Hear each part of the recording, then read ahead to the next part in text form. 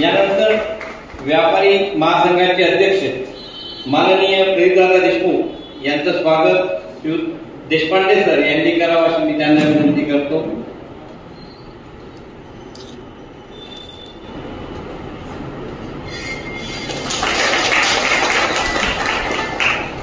त्यानंतर निलेश गुप्ता आमच्या वाचनालयाचे माजी संचालक यांचं स्वागत आमचे संचालक माजी कार्यवाह यांचं स्वागत आमचे संचालक सुगुजी मुंदळा यांनी करावं अशी मी त्यांना विनंती करतो।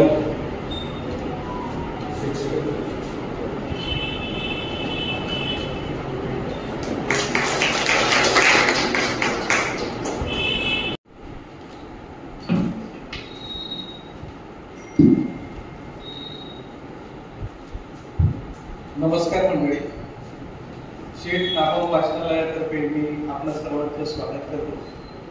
व्यासपीठावरील मान्यवरांचं सुद्धा स्वागत करतो। आज आपल्यामध्ये सुप्रसिद्ध अर्थतज्ञ माननीय चंद्रशेखरजी टिळक उपस्थित आहेत आणि त्यांचा परिचय या ठिकाणी थोडक्यात करून देण्याचा प्रयत्न आहे।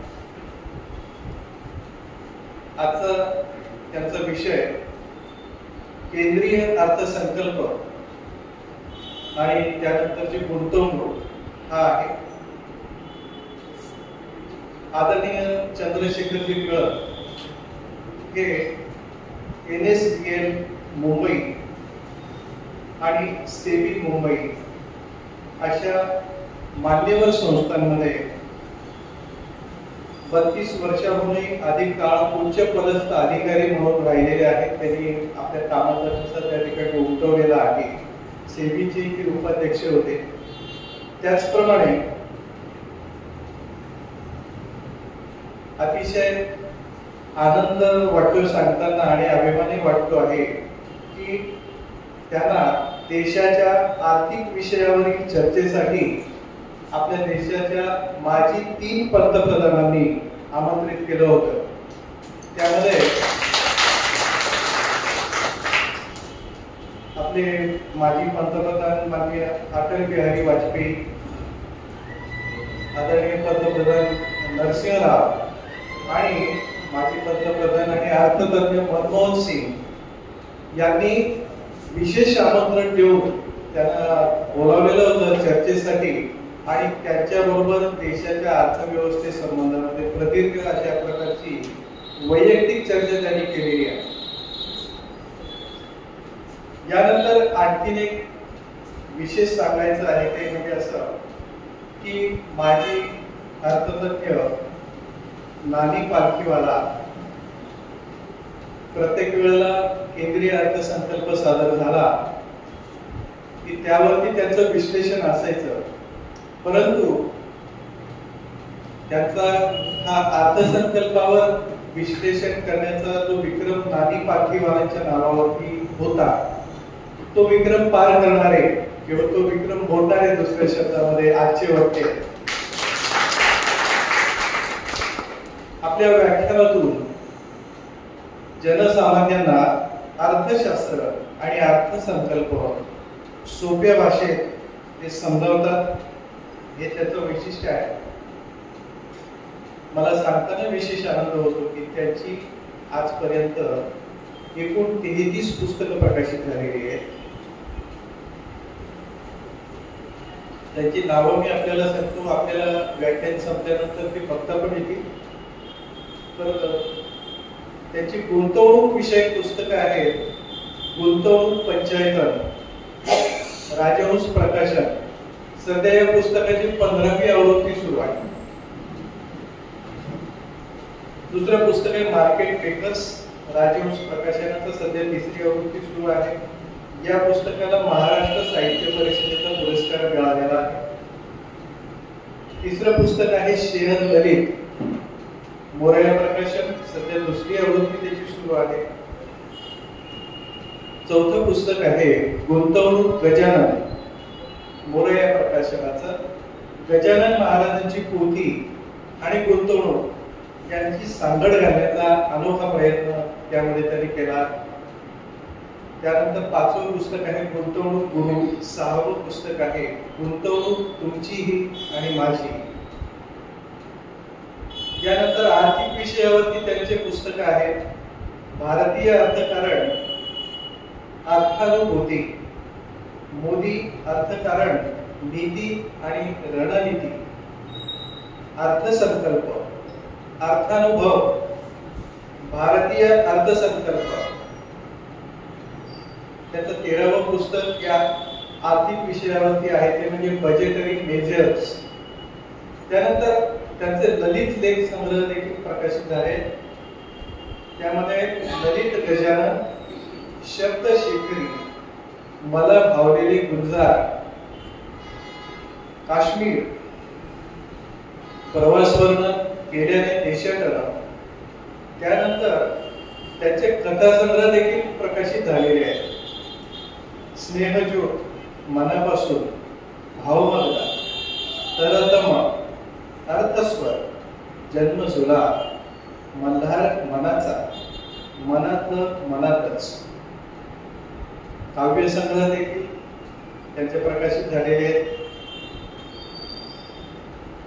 त्यामध्ये स्नेहमयी, भावतरंग, थेंब थेंब आयुष्य, वही आयुष्याची, मनरंगी, लगोरी आणि अस्तित्व, अशी त्यांची 23 पुस्तकं आहेत. आज उपस्थित असलेले चंद्रशेखरजी, आज जरी त्यांचं अर्थसंकल्पानंतरची गुंतवणूक या विषयावर व्याख्यान असलं तरी हे बहुआयामी अशा प्रकारचं व्यक्तिमत्व आहे. मी आता जो परिचय आपल्याला करून दिला त्यावर लक्षात आलं असेल. आणि त्यांच्या व्याख्यानाचे विषय सुद्धा इतके विविध आहेत की ते पाहिल्यानंतर मला खरोखर आश्चर्य वाटते की किती जबरदस्त असा व्यासंग त्यांचा आहे. एक धर्मसंस्थापनार्थाय या विषयाअंतर्गत त्यांची 3 दिवसांची व्याख्यानमाला असते. त्यामध्ये भगवान परशुराम, आद्य शंकराचार्य आणि समर्थ रामदास अशा 3 विषयांवरती ते व्याख्यान देतात. त्यानंतर दुसरं त्यांचं आहे आध्यात्मिक व्याख्यानमाला. यामध्ये सुद्धा त्यांचे 3 विषय आहेत, समर्थ रामदास आणि गजानन महाराज. नंतर गुंतवणूक गजानन, ललित गजानन आणि चांगदेव 65. पुढचा त्यांचा व्याख्यानमालेचा विषय आहे गजानन महाराज व्याख्यानमाला. आणि या व्याख्यानमालेच्या अंतर्गत ललित गजानन, व्यवहार गजानन, गुंतवणूक गजानन, समर्थ रामदास आणि गजानन महाराज हे विषय ते घेतात. यानंतर लोकमान्य टिळक व्याख्यानमाला. यामध्ये त्यांचे विषय असतात राष्ट्रदेव लोकमान्य, अर्थकारणी लोकमान्य, तौलनिक लोकमान्य. आणखीन एक त्याची समर्थ रामदासांवर व्याख्यानमाला त्या शीर्षकात अंतर्गत होत असते. त्यामध्ये देखील 4 विषय त्यांनी घेतलेले आहेत. अर्थकारणी रामदास, गुंतवणुकीचा दासबोध, समर्थ रामदास आणि लोकमान्य टिळक, समर्थ रामदास आणि गजानन महाराज. आणि आज त्याचं या ठिकाणी अर्थसंकल्पानंतरची गुंतवणूक या विषयावरती व्याख्यान होत आहे. आणि आपलं हे जे व्याख्यान आहे हे व्याख्यान होण्याच्या आधी याच विषयावर त्यांचं 24 जुलैला कल्याण या ठिकाणी या विषयावर व्याख्यान झालं, 25 जुलैला ठाण्यामध्ये व्याख्यान झालं. तर अशा प्रकारचं अत्यंत व्यासंगी आणि बहुआयामी व्यक्तिमत्व आज आपल्याला चंद्रशेखरजी टिळक यांच्या रूपानं लाभलेलं आहे. तर पुनश्च एकदा मी त्यांचं आणि तुम्हा सर्वांचं स्वागत करतो आणि माझ्या या परिचयाला पूर्ण विराम देतो. धन्यवाद. धन्यवाद देशपांडे सर.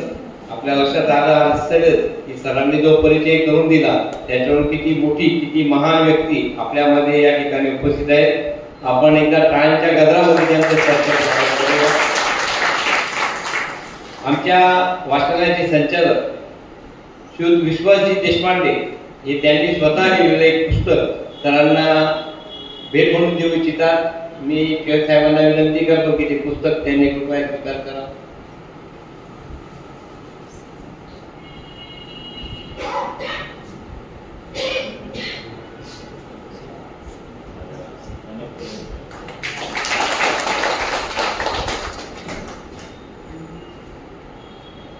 धन्यवाद सर. यानंतर मी आमच्या वाचनाचे अध्यक्ष डॉक्टर मुकुंदजी करंबेकर यांना विनंती करतो की त्यांनी आपलं प्रास्ताविक मनोगत या ठिकाणी व्यक्त करा.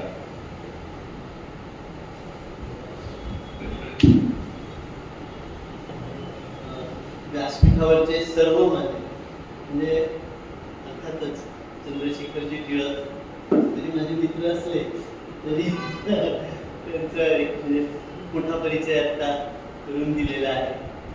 आणि प्रदीप दादा खूप दिवसांनी या ठिकाणी आले कारण व्यापारी असोसिएशनच्या इंटरेस्टचा विषय आहे. आणि आपले CA निलेशजी गुप्ता ते पण इकडे दिवसानंतर भेट होते या प्लॅटफॉर्म. त्यामुळे मला त्यांचं मनापासून स्वागत करायचं आहे. आणि अर्थातच राजेशजी फुंगरे सचिव म्हणून माझ्यासोबत आहेत. सगळे आमचे डायरेक्टर्स पण आहेत, काका आहेत, सुबोध मुंदळा आहे, रेग्युलरली असतातच विश्वास देशपांडे सर आणि कासा सर. आणि आता तुम्ही सर्व श्रोते जन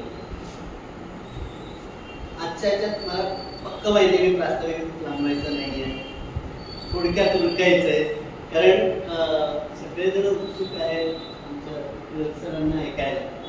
पण मला काही गोष्टी सांगायला अगदी आवश्यक आहे असं वाटतं. सरांचं जे माझी ओळख झाली ती ॲक्च्युली पुस्तक प्रेमी समूहावर झाली. आणि त्यावेळेला जेव्हा ओळख झाली त्याच्यानंतर आमचं गेट टुगेदर होतं सोहळा, तिथेही आमची भेट झाली, ओळख झाली. आणि लक्षात आलं की हा माणसाचा आवाका खूप मोठा आहे, प्रचंड अभ्यासू. पण अभ्यासू असलं तरी समोरच्याशी बोलताना त्या माणसाच्या लेवलवर जाऊन गोष्टी सांगण्याची क्षमता, हे मला त्यांना खूप महत्त्वाचं वाटतं. आणि बघितलं तर महिन्यातनं किमान 10, 15, 20 पर्यंत सुद्धा व्याख्यानं महाराष्ट्रभर त्यांची वेगवेगळ्या ठिकाणी होती. मला आठवत नव्हतं की चाळीसगावला ते कधी आले आहेत. त्यांना विचारल्यावर त्यांनी सांगितलं की सरकारच्या प्लॅटफॉर्मवरती ते 1996 मध्ये आलेले होते आणि त्याच्यानंतर आता ते येत आहे. एनिवे, दुसरं मला खूप महत्त्वाचं वाटतं असं की रसिक म्हणून सुद्धा त्याचं खूप मोठं नाव आहे. अर्थात कथासंग्रह या सगळ्याबद्दल बोलल्यानंतर मी आणखी काही बोलायची गरज नाही. पण त्या मल्टिपल गोष्टींचं म्हणजे एक त्याला काय म्हणतात आपण जे नाट्यशास्त्राच्या वेळेला म्हणतो चांगलं माणूस व्हा की चांगला कलाकार म्हणा, तसं ते चांगलं माणूस या याच्यामध्ये ते त्याचं गणना होऊ शकते. कारण पंचेंद्रियाने अक्षरशः त्यांचं YouTube चॅनल आहे, तुम्ही बघा चंद्रशेखर टिळक म्हणून, त्याच्यावरती नियमितपणे आता लोकमान्य टिळकांवर परवापासून मालिका सुरू झाली. आठवडाभर रोज ते बोलणार.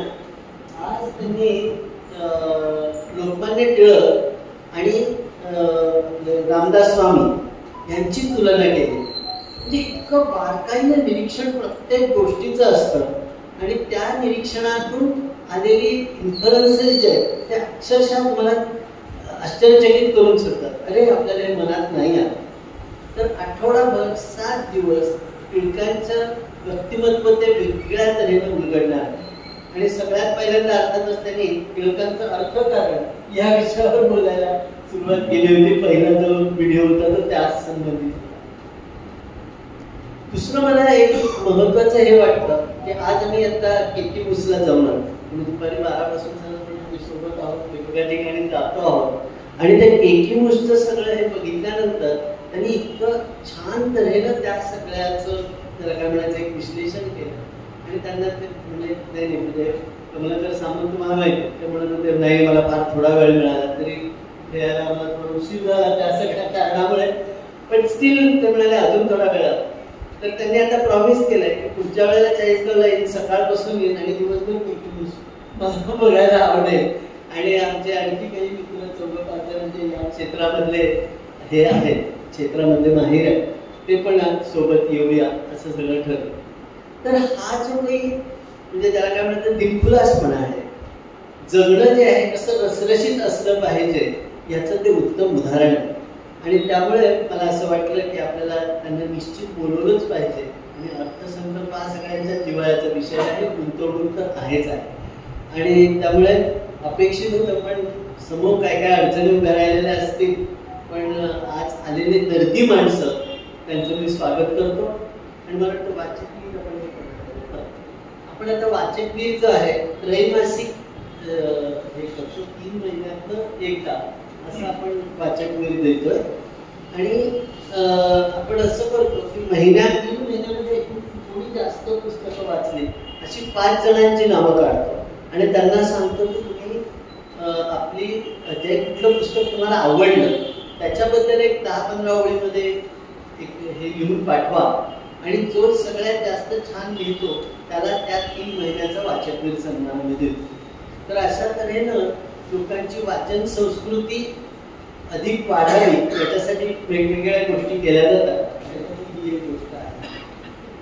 अर्थातच तुम्हाला आवर्जून आता सांगायला पाहिजे की गेल्या आठवड्यामध्ये 26 तारखेला आम्ही अभिवाचन स्पर्धा घेतली आणि त्याच्यामध्ये 11 शाळेमधल्या जवळजवळ 25 संघांनी सहभाग घेतला. 104 मुलं सहभागी झाले आणि खूप मोठ्या प्रमाणावर छान तऱ्हेने वाचन संवर्धन झालं. दुसरी एक गोष्ट टिळक सरांच्या समोर सांगायला मला आवडेल की हा पुस्तक समूह प्रेमी समूहामध्ये जे काही येतं दररोज एका पुस्तकाचा परिचय आता जवळजवळ 1500च्या पुढे पुस्तक त्याचं हे करून झालंय, परिचय करून झालाय. तर दर आठवड्याला जे येतं तिथले पुस्तक जे परिचय आलेले असतात ते मी आमच्या वाचनालयाच्या ग्रुपवर पण टाकत असतो. आणि त्याला इतका छान तऱ्हेने प्रतिसाद मिळतो म्हणजे मधल्या काळात मला डॉक्टर देवरेंनी अप्रिशिएट केलं होतं. म्हणजे डॉक्टर संजय चव्हाण त्यांनी फोन करून सांगितलं की अरे हे पुस्तक आहे मला पाहिजे. म्हणजे लोकांची वाचनाची निश्चित हे जे आहे पुस्तकप्रेमी समूहात सामील झाल्याचा मी असा जरूर फायदा घेतोय की मी जाणीवपूर्वक टिळकांच्या समोर तुम्हाला सगळ्यांना सांगतो. तर या तऱ्हेनं आपली वाचन संस्कृती समृद्ध होत जाऊ दे. आणि आजचे वाचकवीर आणि ते डिक्लेअर करतील त्याप्रमाणे ते आपण देऊ. आणि टिळकांना ऐकायला सगळेजण उत्सुक आहेतच. त्यामुळे मी माझा प्रास्ताविक इथेच संपवतो. धन्यवाद. धन्यवाद डॉक्टर साहेब. यानंतर मी सन्माननीय व्यासपीठाला विनंती करतो की आजचा जे वाचकवीर सोहळा आहे तो पण आपण या ठिकाणी संपन्न करून घेतोय. याचे वाचकवीर आहेत निळकंठ रामदास पाटील. त्यांना या ठिकाणी हा सोहळा व्यासपीठाने प्रदान करावा अशी मी त्यांना विनंती करतो. माहे एप्रिल ते जून या 3 महिन्यांसाठीचा हा पुरस्कार यांना देण्यात येत आहे. मी निळकंठ पाटलांना विनंती करतो की त्यांनी हा पुरस्कार सोहळा या ठिकाणी स्वीकारावा. माननीय निळकंठजी पाटील.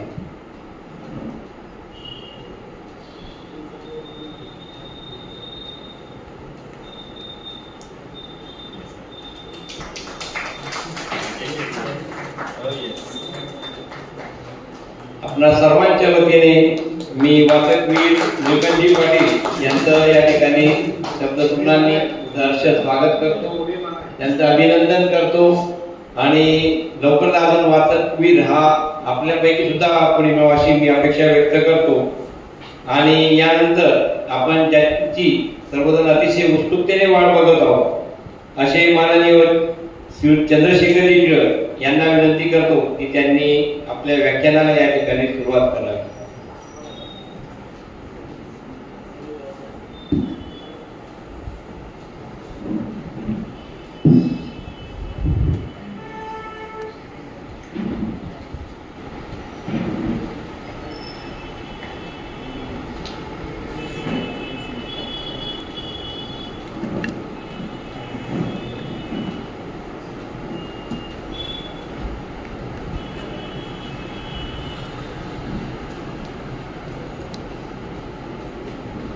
वाचनालयाचे अध्यक्ष, सर्व पदाधिकारी आणि अर्थप्रेमी श्रोते, मगाशी डॉक्टर साहेब म्हणाले तसं याच्या आधी 1996 साली सकाळच्या अर्थमंथन या साप्ताहिकातर्फे त्यावेळेला संपूर्ण महाराष्ट्रात व्याख्यानमाला व्हायच्या.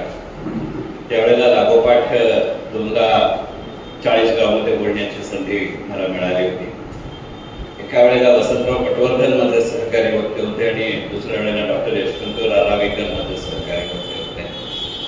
आणि त्याच्यानंतर जवळजवळ 28 वर्षानंतर 40 गावामध्ये माझे विचार जाहीरपणानं मांडायची संधी मला दिल्याबद्दल सगळ्यात पहिल्यांदा वाचनालय, त्याचे सर्व पदाधिकारी आणि तुम्ही सर्व 40 गावकर अर्थप्रेमी श्रोते यांचे आभार मानतो आणि माझ्या विवेचनाला सुरुवात करतो. या विवेचनाला किंवा अशा पद्धतीच्या विवेचनाला 28 वर्षानंतर 40 वेळा बोलायला उभं राहिल्यामुळे एक कमर्शियल ब्रेक जरा सुरुवातीला घेतो. नाहीतरी आपल्याला सगळ्यांना वैयक्तिक जीवनात नेटफ्लिक्सची सवय झाली आणि त्यामुळे सुरुवातीला आणि शेवटी जाहिरातींची कल्पना आहे. मगाशी माझा परिचय करून देताना असं सांगितलं गेलं की चंद्रशेखर टिळक नावाचा माझा युट्यूब चॅनल आहे. तो एक 5400 जवळजवळ त्याचे सबस्क्रायबर आहेत, जवळजवळ 3 लाख व्ह्यूज आहेत. आठवड्यात 3दा बुधवार, शुक्रवार आणि रविवार असं दररोज सकाळी 7 वाजता बाजार गप्पा हा इकॉनॉमिक्स, फायनान्स किंवा इन्व्हेस्टमेंट रिलेटेड व्हिडिओ असतात. आणि मगाशी डॉक्टर साहेब म्हणले तसं सध्या सुरू असलेल्या चातुर्मासाचं निमित्त साधत 17 जुलै ते 13 नोव्हेंबर असा दररोज सकाळी 6:30 वाजता माझा 20 ते 22 मिनिटाचा वेगवेगळ्या विषयांवरती व्हिडिओ असतो. 1, 2, 3 ऑगस्टला मी लोकमान्य टिळकांचा अर्थकारणी लोकमान्य असं रूप मांडलं. आज डॉक्टर साहेब म्हणले तसं लोकमान्य आणि समर्थ रामदास अशी तुलना केली. अशाच 2 वेगवेगळ्या तुलना पुढच्या 2 दिवसात असतील. नंतरच्या काळामध्ये गुलजार साहेबांवरती, महादेवी वर्मांवरती आणि गोदामच्या मुन्शी प्रेमचंदांवरती बोलण्याचा माझा विचार आहे. पुढच्या विचारांचं किंवा विषयांचं अजून फारसं प्लॅनिंग केलेलं नाही. कारण होता होई तो हातात कागद घेऊन किंवा पाठीमागे पॉवर पॉइंट प्रेझेंटेशन अशा पद्धतीचं मला बोलायला आवडत नाही. आणि त्यामुळे त्यांना शक्य असेल माझं आजचं भाषण ऐकल्यानंतर काहीतरी हा बरं बोलतो असं जर वाटत असेल तर जरूर युट्यूब चॅनलला सबस्क्राईब करा. कालच IIM अहमदाबादला सेशन घेत होतो तेव्हा गप्तीने असं म्हणलं की युट्यूब मला पैसे द्यायला लागले म्हणजे जरा तरी बऱ्यापैकी बोलत असा. आजच्या विषयाकडे येतो, अर्थसंकल्प आणि त्याच्यानंतरची गुंतवणूक. एकंदरीतच अत्यंत योग्य वेळेला बोलायला उभा आहे असं वाटतं. कारण ही 3 संध्याची वेळ आहे आणि अशा वेळेला देवापुढे दिवा लावत बाहेरची लक्ष्मी घरात यायचा आपण विचार करत असतो. या अर्थसंकल्पानंतरच्या लक्ष्मीचा विचार पुढच्या काही मिनिटांमध्ये मी आपल्या समोर मांडणार. फक्त हे विचार मांडत असताना आपल्या सगळ्यांना माझी एक कळकळीची विनंती आहे आणि ती म्हणजे आपल्या वैयक्तिक आयुष्यामध्ये आपली राजकीय रंगसंगती काही असू दे, ती असायला म्हणजे काही ना नाही. मी पक्का लोकशाहीवादी आहे कारण माझी जन्मरास मिथून आहे. दुसरं म्हणजे मी पक्का शेअर बाजाराचा माणूस आहे आणि तिसरं म्हणजे माझं लग्न होऊन 38 वर्ष होऊन गेले. त्यामुळे लोकशाहीवादी असल्या वाचून काही गत्यंतर नाही याची मला पूर्ण कल्पना आहे. फक्त इतकीच विनंती आहे की आपली काही जी राजकीय रंगसंगती असेल की जरूर असू दे, फक्त हे विवेचन किंवा ही चर्चा आपण इथे करत असताना शक्य असेल तर ही रंगसंगती आपण या सभागृहाच्या दाराच्या बाहेर. याचं कारण असं आहे की मगाशी जसं सांगितलं तसं की 1988 सालपासून मी अशा पद्धतीच्या अर्थसंकल्पांचं विश्लेषण करतोय. केवळ राज्यभरात देशभरात असं नव्हे तर गेल्या 7 ते 8 वर्षामध्ये जगातल्या जवळजवळ 22 देशांमध्ये प्रत्यक्ष जाऊन अशा पद्धतीचं मी विश्लेषण केलंय. आणि त्यामुळे लक्षात आलेली एक गोष्ट अशी आहे की अर्थकारण हा राजकारणाचा परिणाम किंवा कारण जरूर असेल, पण ती 2 वेगवेगळी क्षेत्र आहेत. अजून तरी जेव्हा आपल्या वैयक्तिक आयुष्यामध्ये आपण दुकानामध्ये जाऊन एखाद्या वस्तूचा भाव विचारतो, त्यावेळेला तो दुकानदार त्या वस्तूचा भाव सांगायच्या आधी आपल्या राजकीय पक्ष कोणता किंवा आपण कोणत्या पक्षाचे मतदार आहोत असं सांगतो अशातला किंवा विचारतो अशातला भाग नाही. आणि अगदी एकाच वेळेला एकच वस्तू 2 वेगवेगळ्या पक्षांचे मतदार विकत घ्यायला गेले तर अजून तरी त्याला 2 वेगवेगळे भाव सांगितले जात नाही. ही परिस्थिती जोवर आहे तोपर्यंत असा राजकीय विचार बाजूला ठेवता येतो.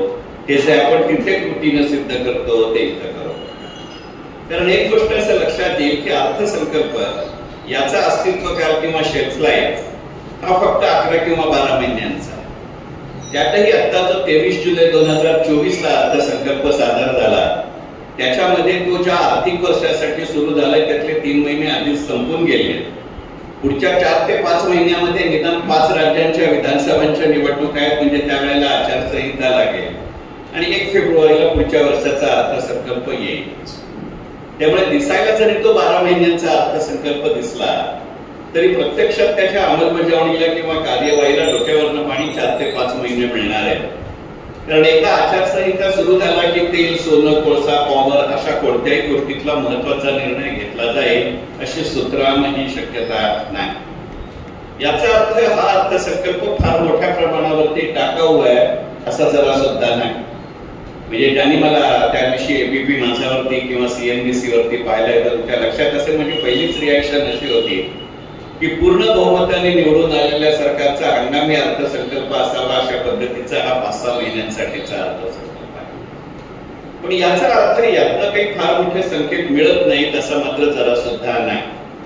ज्या दिवशी किंवा त्या दिवशी ज्यांनी मला CNBC वर पाहिलं तर तुमच्या लक्षात असेल तर CNBC वरती मला विचारलं गेलं, त्यांनी प्रश्न विचारला होता. त्यावेळेला ते असं म्हटलं की अरे तुझ्या मुंबई शेअर बाजाराचा निर्देशांक खूप खाली आलाय. आणि मी त्यांना असं म्हटलं की कदाचित ती चर्चा संपून दुपारी 3:30ला बाजार बंद होईल त्यावेळेला फारसा फरक पडलेला नसेल. एकंदरीतच ज्या पद्धतीचा श्रोतृवर्ग आता माझ्या समोर बसला आहे त्याच्यामध्ये चार्टर्ड अकाउंटंट आणि व्यावसायिकांची असलेली संख्या लक्षात घेता त्या दिवशीचा निर्देशांक किती होता याची आपल्याला पूर्ण कल्पना आहे. आणि त्यामुळे 23 जुलै पासून आजपर्यंत ज्या काही चर्चा या अर्थसंकल्पाबद्दल संसदेत आणि संसदेच्या बाहेर झाल्या त्यातल्या कुठच्याही मुद्द्याला हात न लावता 2-4 वेगळे मुद्दे आपल्या समोर मांडतो आणि त्याच्यानंतर माझं विवेचन संपवतो. म्हणजे थोडक्यात मी किती वेळ बोलणार आहे हे तुम्हाला सांगतो. कारण तसंही माझा मगाशी परिचय करून देताना सांगितलं गेलंय की मी जसं मुंबई शेअर बाजारात नोकरी केली, सेबी मध्ये नोकरी केली, NSDL मध्ये तर मी 22 वर्ष होतो. त्यातली शेवटची 10 वर्ष मी नॅशनल पेन्शन सिस्टम म्हणजे NPS चा राष्ट्रीय प्रमुख होतो. त्याचबरोबर या बाजारातली माझी सगळ्यात महत्वाची उपलब्धी जर सांगायची झाली तर हर्षद मेहता आणि केतन पारे या दोन्ही घातलेल्या आर्थिक घोटाळ्यांचा मी प्रमुख तपासणी अधिकारी होतो. आणि त्यामुळे बाजार मी पुस्तकातनं शिकलेलो नाही. बाजार मी हर्षद मेहता आणि केतन पारेला एका नव्या पैशाची गुरुदक्षिणा न देता शिकलो हे फाजीलपणाने मान्य करतो. आणि त्यामुळे त्याच व्यवहार्यतेने येणाऱ्या काळातल्या गुंतवणुकीकडे पाहण्याचा माझा विचार आहे. आणि त्यामुळे खरं सांगायचं म्हणजे अर्थसंकल्प हा मोजकाच असेल आणि त्यानंतरच्या गुंतवणुकीची चर्चा जास्त करणार आहे. आणि नंतरच्या चर्चेमध्ये लोकसभेमध्ये वारंवार महाभारत सांगितलं गेलं असं नाही. पण मगाशी ज्यांचा उल्लेख झाला तसं अर्थसंकल्प झाल्यानंतर मी कल्याणला बोललो, ठाण्याला बोललो, डोंबिवलीला बोललो, अमरावतीला बोललो. हे प्रत्यक्षातलं झालं. आज 40 बोलतोय. नंतरच्या काळामध्ये कोल्हापूर आणि नागपूरही आहे आणि निदान 12-13 ठिकाणी ऑनलाईन बोललो. त्यातल्या 7 संस्था विदेशातल्या होत्या. त्यावेळेला लक्षात आलेली गोष्ट अशी आहे की कदाचित आपण आपल्या अर्थसंकल्पाकडे पुरेसं गांभीर्यानं बघत नाही आहोत, पण परदेशातले इतर अनेक माणसांचं याच्याकडे असलेलं लक्ष आणि त्यामुळे येणाऱ्या काळातल्या अर्थसंकल्पीय तरतुदींमुळे किंवा गुंतवणूक क्षेत्रामध्ये होणारे बदल ही गोष्ट आपण लक्षात घेऊ. इथे उपस्थित असलेल्या चार्टर्ड अकाउंटंट्सची माफी मागून मी माझा पहिला मुद्दा मांडतो. यंदाच्या अर्थसंकल्पामध्ये जी एक तरतूद झाली आहे मला त्या तरतुदीच्या उल्लेखानंतर कुठच्याही मीडियातल्या चर्चेत मग तो इलेक्ट्रॉनिक मीडिया असेल, तो प्रिंट मीडिया असेल, तो सोशल मीडिया असेल किंवा अशा पद्धतीची चर्चा मंडळ असतील, त्याचा उल्लेख झालेला सापडत नाही. पण चाळीसगाव सारखी जी एक संस्कृती आहे की ज्याला ऍग्रिकल्चर इन्कमचा खूप मोठ्या प्रमाणावर वाटा आहे, जिथे ट्रेडिंग इन्कमचा खूप मोठ्या प्रमाणावरती वाटा आहे, जिथे कमोडिटी मार्केट खूप मोठ्या प्रमाणावरती चालतं, जिथे स्वयंरोजगाराचं प्रमाण जास्त आहे, जिथे आपण अलीकडच्या काळामध्ये स्टँडअप किंवा स्टार्टअप म्हणतो अशा पद्धतीची गणना जास्त आहे, तुमच्या असं लक्षात येईल की ही एक तरतूद रद्द झाल्यामुळे येणाऱ्या काळात याचं स्वरूप बदलू शकतं. दिसायला हा अर्थसंकल्प जरी 23 जुलैला झालेला असला तरी याच्या आधीच्या घडलेल्या काही घटना आणि नंतर घडू शकणाऱ्या घटना याची फार मोठी पार्श्वभूमी या अर्थसंकल्पाला आहे. त्यामुळे त्या घटना, या तरतुदी आणि गुंतवणूक क्षेत्र अशा या त्रिकोणामध्ये हा माझा विषय मांडायचा विचार आहे. पहा, मी त्या मगाशी तरतुदीचा उल्लेख केला ती तरतूद आहे एंजल टॅक्स रद्द होणं.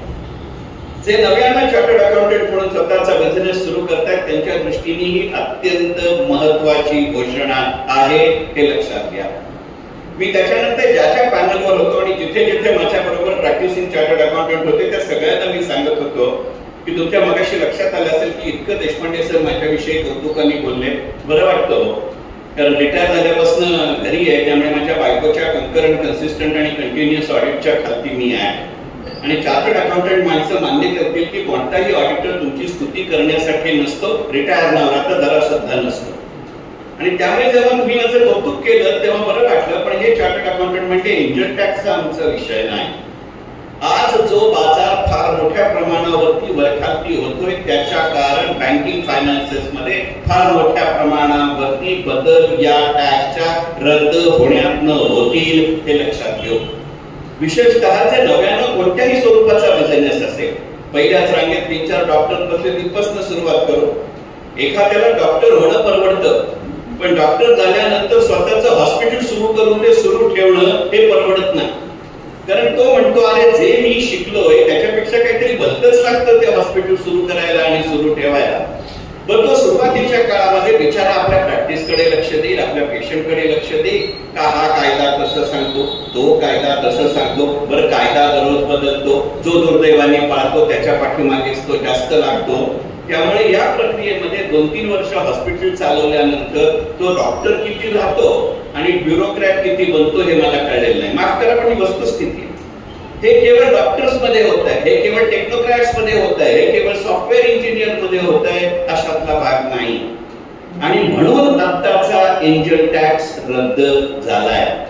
फार मोठ्या प्रमाणावरती याची आवश्यकता आहे की सीए इन्स्टिट्यूट असतील, ट्रेडिंग लॉबी असतील, डॉक्टर्स लॉबी असतील, वकिलांची लॉबी असेल, यानं या एंजल टॅक्स रद्द होण्यातनं आपला स्वतःचा व्यवसाय कशा पद्धतीनं सुरू करता येईल आणि ठेवता येईल याचा विचार करावा लागेल. तुमची जर हरकत नसेल तर नेमकं एंजल टॅक्स हे गणित काय आहे थोडक्यात समजून घेऊ आणि मग त्याचे गुंतवणूक क्षेत्रावरती होणारे परिणाम पाहू. त्याचं नाव एंजल पिंजल असू दे, आता आपल्याकडे फॅन्सी नावं ठेवायची पद्धत असते. आता चंद्रशेखर टिळक म्हणला मी ऋतिक रोशन आहे, तर कायद्यानं कुणी माझ्यावरती बंदी घालू नाही शकत काय ऋतिक रोशननीच घातली तर. तसं ते दिसायला त्याचं नाव एंजल टॅक्स असलं तरी स्पष्ट शब्दात सांगायचं म्हणजे तो एका वेगळ्या प्रकारचा इन्कम टॅक्स. एक उदाहरण सांगतो की कल्पना करा की चंद्रशेखर टिळक नंतर बॉम्बे स्टॉक एक्सचेंज मध्ये गेला, सेबी मध्ये गेला, NSDL मध्ये गेला, ही गोष्ट खरी. पण मी माझ्या करिअरची सुरुवात ICL UK मध्ये कॉम्प्युटर प्रोग्रामर म्हणून केली आहे. आणि त्यावेळेला जर माझ्या मनामध्ये आलं असतं की त्याच्या सगळ्यांची भाषा होती कोबॉल, ज्याच्या JCL चा पाया आहे. तुम्ही आणि मी जी सगळी सॉफ्टवेअर प्ले स्टोअर वरनं डाउनलोड करतो आणि त्याचा प्रचंड मोठ्या प्रमाणावरती उपयोग करतो, त्यांची बेसिक लँग्वेज JCL किंवा कोबॉल आहे. पण मधल्या काही काळामध्ये त्याला मागणी नव्हती, आता अचानक वाटली आहे. आणि म्हणून चंद्रशेखर टिळक म्हणला असेल की बाबा मला स्वतःचा बिझनेस सुरू करायचा आहे, पण मी आता रिटायर झालोय, मला पेन्शन नाही आणि मी माझ्या बायकोच्या पेन्शनवर अवलंबून राहू शकत नाही, म्हणून मला भांडवल उभारायचं आहे. आणि मी असं म्हटलं की आता इतके कायदे बदललेत ना, याची रेडीमेड सोल्युशन देणारं मी ऍप सुरू करतो. असं जर केलं आणि मी एखाद्या बँकरकडे गेलो तर बँक म्हणेल तुझी व्हॅल्यू काय व्यक्ती म्हणून, तुझ्या कन्सेप्टची व्हॅल्यू काय, काय नाही, जे बँकेत नोकरी केली ते मान्य करतील, अशी फिजिबिलिटी केली जाते. म्हणजे बँक देणार नाही. मी जर शायरा बाजारामध्ये जाऊन प्रायमरी मार्केट करायचं झालं तर ते म्हणतात याचं व्हॅल्युएशन कर, त्याचं लिस्टिंग कर, म्हणजे माझी कंप्लायन्स कॉस्ट वाढते, मगाशी मी म्हटलं तसं. मग त्यापेक्षा काय केलं जातं? चंद्रशेखर टिळक माझ्या स्वतःचा एक बिझनेस सुरू करतो, माझी जी टेक्निकल कॅपॅसिटी असते त्यानुसार मी प्रोडक्ट डेव्हलप करायला सुरू करतो, आणि माझं एकदा ऑफिसचं त्या दिवसाचं काम संपलं की मला जे ओळखणार आहे, एक उदाहरण घेऊ की कर्मरेकर डॉक्टर मला ओळखतो, आणि मग मी कर्मरेकर डॉक्टरांकडे जातो की डॉक्टर असं असं माझं प्रॉडक्ट आहे, तुम्ही माझ्याकडे पैसे गुंतवतात का? कर्मरेकर डॉक्टर म्हणतात तिथे माझं हॉस्पिटल चालवताना, इतर व्यवसाय करताना माझं मला सुधरेना, माझ्या घरातले आत्ताच म्हणतात की नेमके तुम्ही कुठे असता हे तुम्हाला कळतं का? पण ठीक आहे, मी तुला ओळखतो, तुझ्या आईवडिलांना ओळखतो, तुझ्या घराला ओळखतो, तुझ्या कन्सेप्टला ओळखत नाही, मी तुला पैसे द्यायला तयार आहे. मी लगेच सांगतो सर माझं ॲथोराइज कॅपिटल इतकं आहे. ते शांतपणे सांगतात बघ तुझं ॲथोराइज कॅपिटल काही ट्रिलियन सुद्धा असू शकतं, माझी काही अडचण नाही, डोक्यावरनं पाणी, मी तुला 10 लाख रुपये देणार. एक मध्यमवर्गीय मराठी माणूस दुसऱ्या मध्यमवर्गीय मराठी माणसावर अजून किती नुकसान सहन करेल? मग मी असं करतो की मी एखाद्या थर्ड पार्टीकडे जातो, ते एकदाच काम करायचं असतं. मी माझ्या कंपनीचा व्हॅल्युएशन रिपोर्ट करून घेतो आणि तो सांगतो की दिसायला तुझी ॲसेट इतकीच आहे, पण ती 500 कोटींचं किंवा 50 कोटींचं त्याचं व्हॅल्युएशन आहे. मग मी त्यानुसार माझा ॲथोराइज कॅपिटल ठरवतो की 5 कोटी रुपये ॲथोराइज कॅपिटल. मग 10 रुपये जर माझ्या शेअरची फेस व्हॅल्यू असेल आणि जर 5 कोटी माझं कॅपिटल असेल तर 50 लाख शेअर्स होतात. मी कर्मरेकर डॉक्टरांकडे जातो, कर्मरेकर डॉक्टर म्हणतात तुझे शेअर 50 लाख असू दे नंतर 50 कोटी असू दे, मी तुला 10 देणार आहे. मी त्याला असं सांगतो की सर माझ्या कंपनीची किंमत, दर्शनी किंमत, फेस व्हॅल्यू शेअरची जरी 10 असली तरी जो मी रिपोर्ट करून घेतलाय तो 50 रुपये माझ्या शेअरची व्हॅल्यू असू शकते, बुक व्हॅल्यू ज्याला आपण म्हणतो अशी वाटते. ते म्हणतात जरा ठेव डॉक्युमेंट. त्यांचा जो नेहमीचा कोण कन्सल्टंट असेल, ॲडवायझर असेल, चार्टर्ड अकाउंटंट असेल, घरातली माणसं असतील, ते म्हणतात हे जरा बरं वाटतंय बरं का, आणि नाहीतरी काय त्या प्रोजेक्टला थोडेच पैसे दिले, शेखर टिळकला पैसे दिले, उद्या प्रोजेक्ट बुडलं तरी शेखरकडनं वसूल कसं करायचं हे त्यांना माहिती असतं. बाकी काही नाही, ते माझ्या आई वडिलांना फोन करू शकतात की नाही. मग मी 10 रुपयाचा शेअर त्यांना 50 रुपयांनी विकतो, त्यावर ते काही टॅक्स देत नाही कारण त्यांची इन्व्हेस्टमेंट आहे. आपल्याकडे इन्व्हेस्टमेंटच्या वेळेला टॅक्स नाहीये, पण मला 10 रुपयेच मिळायला हवे होते, ते 50 रुपये मिळाले, म्हणजे मला 40 रुपये जास्त मिळाले की नाही. त्या 40 रुपयावर मी प्रमोटर असूनही जो टॅक्स देतो त्याला एंजल टॅक्स म्हणतो. तुम्ही आणि मी जेव्हा नोकरी करत असतो, मला पगार मिळतो, त्यावेळेला माझ्या पगारातनं इन्कम टॅक्स डिडक्ट होतो आणि मगच मला पगार मिळतो, त्याच्या आधी काही मिळतच नाही. मी गमतीने म्हणतो की इन्कम टॅक्स आणि प्रोफेशन टॅक्स हा म्हणजे नोकरीला लागल्याचा दर महिन्याला सरकारला दिलेला पश्चात्ताप निधी आहे, पण त्यातनं काही सुटका नाही. 2-3 वर्ष चांगली जातात, माझा बिझनेस सुधारतो, व्हॅल्यू वाढते. मग कर्मरेकर डॉक्टर असं म्हणतात की हे गणित चांगलं आहे, हे बरोबर, पण शेखर तर मलाही माझा बिझनेस एक्सपांड करायचा आहे. माझ्या घरातली पुढची पिढी डॉक्टर झाली, माझं हॉस्पिटल वाढवायचं आहे, नवीन हॉस्पिटल घ्यायचं आहे, whatever it is. So he wants some his money back. आणि मग त्या वेळेला कर्मरेकर डॉक्टर असं म्हणतात की बघ शेखर, इतक्या वर्षात तू मला डिव्हिडंड दिले, इतक्या वर्षात तू मला इंटरेस्ट दिले, तू जेव्हा मला 50 रुपयांनी शेअर दिले होतेस तशी जी तुझी फिजिबिलिटी रिपोर्ट होती ना, तसं आता आपण एक टेंटेटिव्ह फिजिबिलिटी रिपोर्ट करून घेऊ, आणि मग त्याच्यामध्ये येते की माझी व्हॅल्यू आता 80. कर्मरेकर डॉक्टर म्हणतात तुझ्या कष्टाचे 10 रुपये ठेव, पण मला 50 च्या ऐवजी 70 पैसे परत द्या. मी कर्मरेकर डॉक्टरांना असं म्हणतो की ठीक आहे, मी तुम्हाला 50 च्या ऐवजी 70 शेअर परत करतो, तुम्हाला पैसे परत हवेत हे मी मान्य करतो, पण माझा बिझनेस अजून इतका नाही ना झाला की यांचे पैसे परत दिले तरी मी बिझनेस करू शकेन म्हणून. तर माझी कॅपिटल कंपनी आहे, कम्प्युटर कंपनी आहे, माझं इन्व्हेस्टेड कॅपिटल आहे, इन्व्हेस्टेड ॲसेट आहे. मग कर्मरेकर डॉक्टर म्हणतात ठीक आहे, असं करतो, तुझ्या वयाचा माझ्या घरी मुलगा आहे, तोही आता डॉक्टर आहे, मी त्याला विचारतो. मग तो जेव्हा माझ्या पिढीचा असतो तेव्हा तो नव्याने म्हणतो की ठीक आहे, तुझं व्हॅल्युएशन वाढलंय ना. मग मी त्यांना शांतपणे म्हणतो की तू कर्मरेकर डॉक्टरांच्या थ्रू आलायस, तू त्यांचा मुलगा आहेस, ते बरोबर, पण this is an individual to individual transaction, person to person. मला त्यावेळेला डॉक्टरांनी दिले होते म्हणून मी त्यांना 10 चे 50 ला दिले, 50 चे 70 दिले, पण आता मी नाही तुला 70 दिले ना, मी तुला आता 100 देते, कारण मधल्या काळात माझं गुडविल वाढलं, माझं मार्केट वाढलं. मग मी 10 चे 50 च्या ऐवजी 70 दिले, ते 50 आणि 70 मधल्या इन्कम वरती कर्मरेकर डॉक्टर टॅक्स भरतात, कारण तो नॉर्मल कॅपिटल गेन टॅक्स आहे.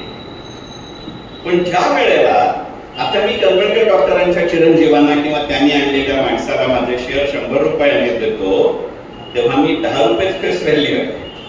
आता मी 100 रुपयांनी देतो. त्यामुळे त्या 20 वरती यांनी सरकारला इन्कम टॅक्स दिला. 100 वजा 10 या 90 वरती मी पुन्हा नव्याने टॅक्स देतो. त्याला एंजल टॅक्स म्हणतो. ट्रान्झॅक्शन एकच आहे, सरकार दोनदा पैसे घेतं. आता सरकार असं म्हणते की हा एंजल टॅक्स पहिल्यांदा मी 10 चे 50 दिले, त्याच्यावरचाही मी देत नाही. 10 चे 100 दिल्यानंतर वरचा 90 मी प्रमोटर देत नाही. हे पैसे मी सीड कॅपिटल म्हणून माझ्याच बिझनेस मध्ये ठेवावे. याचा अर्थ मला जी भीती होती की मी बँकेकडे गेलो तर बँक पैसे देईल की नाही, पुन्हा त्याचा कंप्लायन्स, मग क्वार्टरली रिपोर्ट दे, बॅलन्स शीट दे, ऑडिटेड दे, तुझा स्टॉक दाखव, काय जे असेल ते. कॅपिटल मार्केटमध्ये गेलो तो सेबी जीव खातो, जे चार्टर्ड अकाउंटंट आहेत ते माहिती आहे. गेले वर्षभर माधवी पुरी कुछ असे काही नियम करतात की आता नेमकं काय करायचं हे कळत नाही अशी स्थिती आहे. आता हे जर 50-90 याच्यावरचा टॅक्स माझ्या बिझनेस मध्ये आला तर त्या पद्धतीचा व्यवसाय मी माझ्या पैशातनं जमा करतो का? दिसायला माझा फायदा आहे की नाही? कुठचाही अवलंबून आहे की नाही? पैसे द्यायचे म्हणजे उचलून द्यायचे ना, ती नुसती बुक एंट्री नाहीये. पण ही बुक एंट्री आहे, हे आता काय करायला लागलं हे आपण समजू. याचा गुंतवणूक क्षेत्रावरती परिणाम. कारण गेल्या काही दिवसांमध्ये आपल्या देशातलं गुंतवणूक क्षेत्र प्रचंड मोठ्या प्रमाणावरती बदललं. पहा, जे इथे अनेक बँकर आहेत, तुम्ही गावामध्ये बँकांची चर्चा ऐकत असाल. 4 जूनला यंदाच्या निवडणुकांचा निकाल लागला आणि त्याच्यानंतरच्या काळातल्या ह्या बातम्या की रिझर्व्ह बँकेने सगळ्या नॅशनलाइज बँकांच्या चेअरमनची मीटिंग बोलावली आणि त्यांना सांगितलं अरे काहीतरी डिपॉझिट वाढवायचा विचार करा, कारण बँकांकडे कर्जाचे प्रस्ताव आहे पण त्यांना कर्ज द्यायला डिपॉझिटच नाही. कारण तुमच्या माझ्यासारखा गुंतवणूकदार आहे, तो हुशार आहे. तो म्हणला या बँकेकडे 60% डोक्यावरनं पाणी 8% हे धंदे सांगितले कोणी. त्यापेक्षा तो प्रायव्हेट सेक्टर मधला NBFC आहे, ज्याला आपण नॉन बँकिंग फायनान्स कंपनी म्हणतो, मग तो श्रीराम असेल, सुंदरम असेल, मी याच्या कोणाचाही ब्रँड अँबॅसेडर नाही, एजंट नाही, माझ्या घरातलं एक कोणी नाही. मी एक उदाहरण म्हणून सांगते की या विश्वासार्ह गोष्टी आहेत, तेवढं नक्की. मग मला जर ते 8%, 8.5% देत आहे, त्याच्यावरती व्याज मिळतंय की नाही, मी बँकेत कशाला जाईल ठेवायला? कारण आता जी पिढी फिक्स्ड इन्कमचा विचार करते ती पहिल्यापेक्षा वेगळी येते. पूर्वीच्या काळामध्ये फिक्स्ड इन्कम मध्ये कोण पैसे गुंतवत होते? ते चंद्रशेखर टिळकसारखे वय वर्ष 60 आणि पुढचे आहे. माझी तर स्थिती इतकी गमतीची आहे, माझ्या NPSच्या काळामध्ये 10 वर्षामध्ये मी अख्ख्या जगाला NPS दिलो. मी जेव्हा 1 सप्टेंबर 2010ला NPSचा चार्ज घेतला तेव्हा आपल्या देशातल्या एकाही राज्यात NPS नव्हतं. पण 31 मे 2020ला वयाची 60 वर्ष पूर्ण झाली म्हणून जेव्हा मी चार्ज सोडला आणि रिटायर झालो तेव्हा शेवटी निर्माण झालेल्या लेह लडाख सकट 32च्या 32 राज्यात NPS. म्हणजे आज मी तिला जे 7 कोटी NPS वाले आहेत त्यांच्यापैकी 5.6 कोटी NPS माझ्या कारकिर्दीत. त्यामुळे लक्षात आलेली गोष्ट आहे की मला पेन्शन नव्हतं. मग मी हुशारीने काय केलं, मग अशी सर म्हणले तसं, आधी ह्या नोकरीमुळे आणि नंतर तोंड चालवायच्या या माझ्या व्यवसायामुळे मी महिन्याचे 18, 20, 25 दिवस बाहेर असतो. आता मणिपूरमध्ये गेलं, बारामुल्लामध्ये गेलं, कारगिलमध्ये गेलं, घरी फोन करायला मोबाईलचं नेटवर्क नाही मिळत, तर मार्केटचं काय झालं बघायला मिळणार आहे का?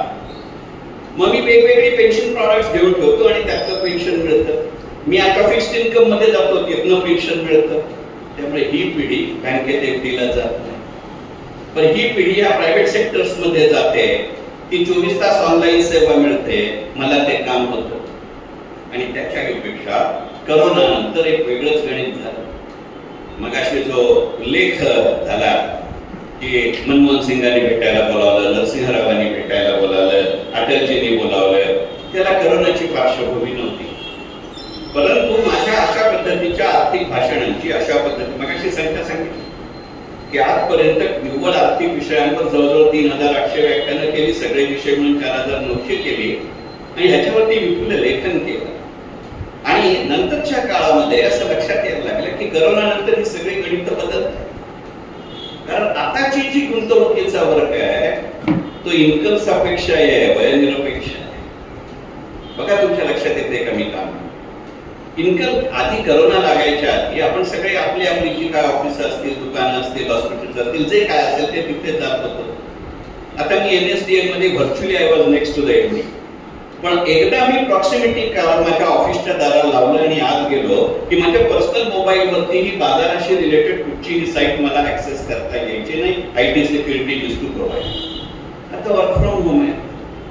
हल्ली प्रत्येकाचा निदान 2 मोबाईल नंबर असतात एकाच हँडसेट मध्ये.